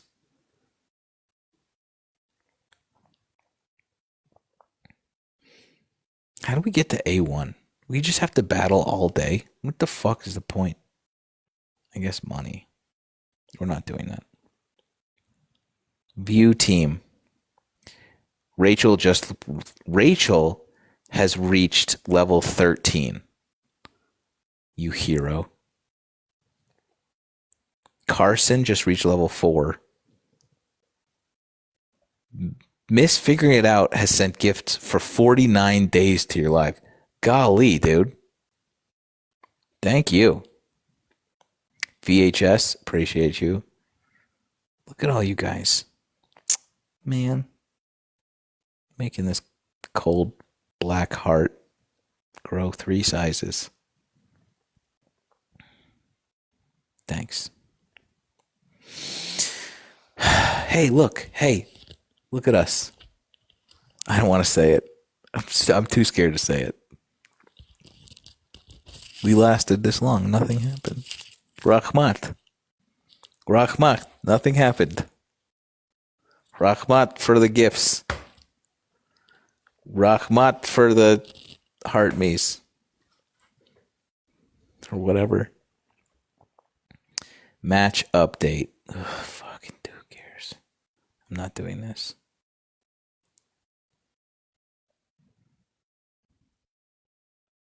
Rahmat. Thanks, guys. Thank you. Hey, subscribe. How are we doing on our subscriptions, by the way? Oops. Oh, shit. No. Oh, man. Did we fall? How the fuck? All right. we were at 1,200 and now we're down to 1,172. Subscribe. If you subscribe, dang, we had way more. If you subscribe, you get access to the Discord. Please subscribe. Like and subscribe.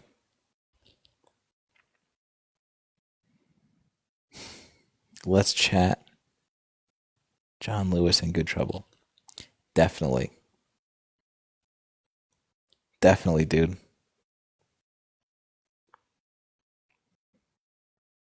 But not right now. Right now we're going to sleep because it's late.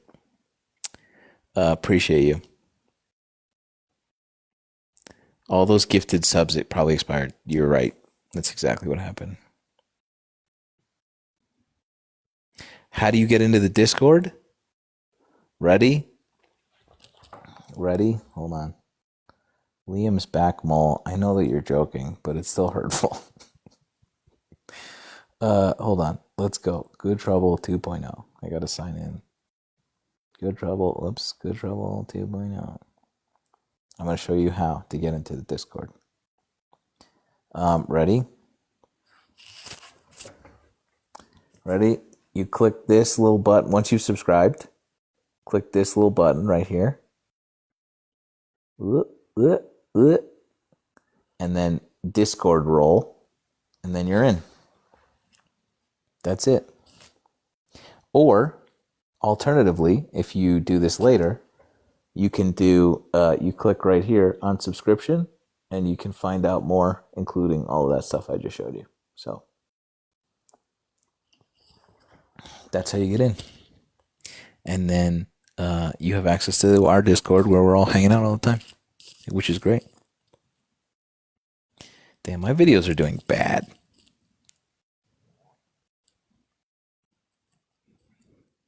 Must not be doing good content. Over opinionated Brit got banned? What the fuck? Ugh. Dude. I fucking hate this. That sucks. He's good. Cyclist one was good. Thank you. Over opinionated Brit is great. I hope he's on Instagram. Let me see if he's on Instagram.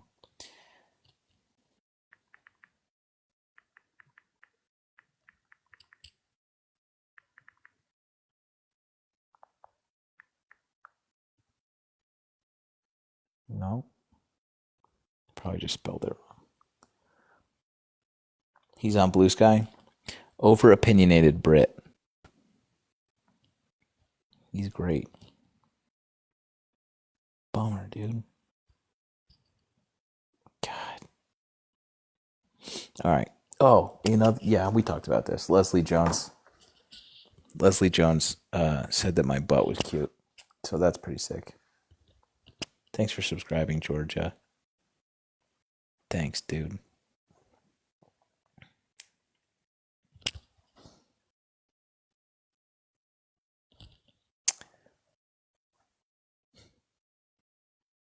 Feels great.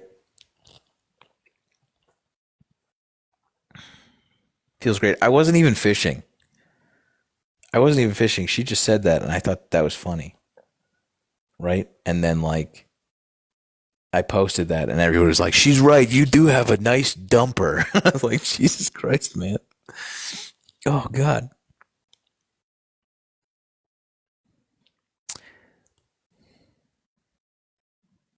Aaron, thank you. Monthly subscription. Thanks, man. CJ, you might just have to keep trying.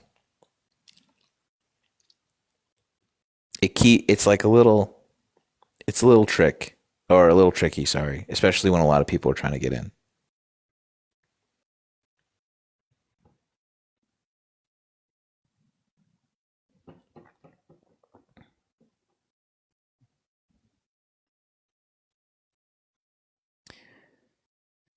What do we do now that Candace is not believing?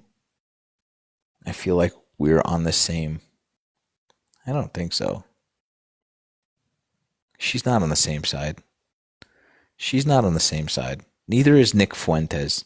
Nick Fuentes is fucking saying like anti-Trump shit. That does not mean that they are on the same side as us. Do you understand?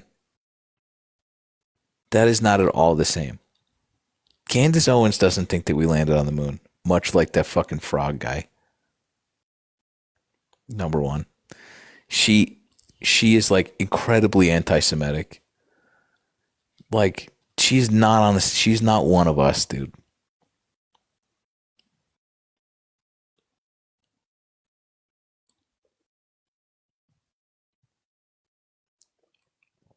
Sorry to break it to you.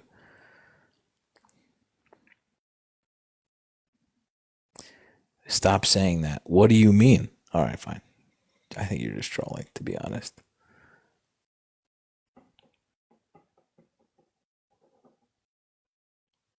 Let's go to bed.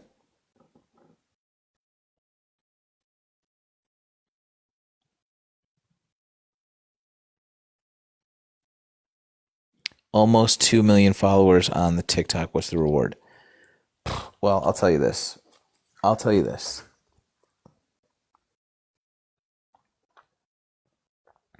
Let's look.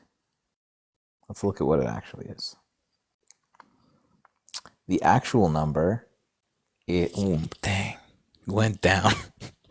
The actual number is 1,888,385.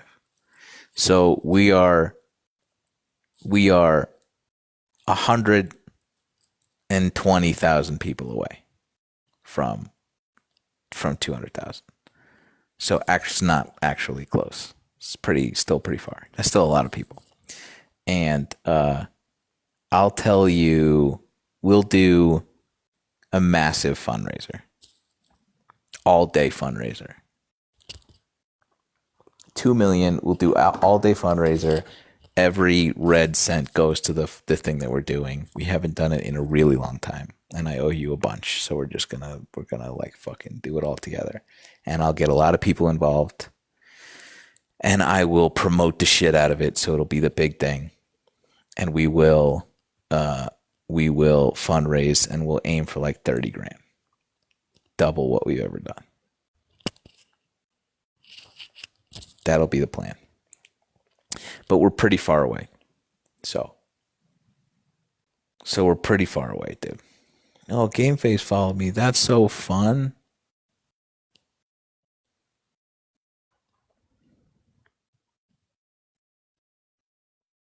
Anyway, good night. Appreciate you. Dude's obsessed. This happens every once in a while. Somebody comes up here, gets embarrassed, thinks that they're on our side, but has like a problematic take. And they're just like, I'm one of you. And then says something, and then they get embarrassed, and then they like, it just gets in their brain like a worm. And they become a little obsessed and they won't leave. This happens all the time. This is not unique.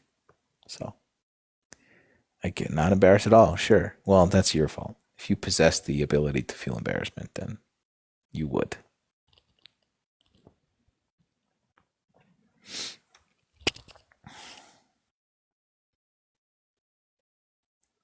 $111. All right, time for bed. 500 coins for only $1,500. Oh, are you offering? Just send them to me, dude. Did you guys know that you can recharge your coins through a link that I have in my fucking thing? I don't mention this enough, but I should. If you do that, it's like there's a big discount. The link expired? Fuck. I'll get another one. It was in my bio. I guess it expired. It's cheaper and I get a cut. So, but I guess it expired a long time ago, so who cares? All right. You used it all the time? Thank you. Thanks. All right, I'm fading. We're going to bed. Thanks for hanging out. See you tomorrow, you nerds. Appreciate you.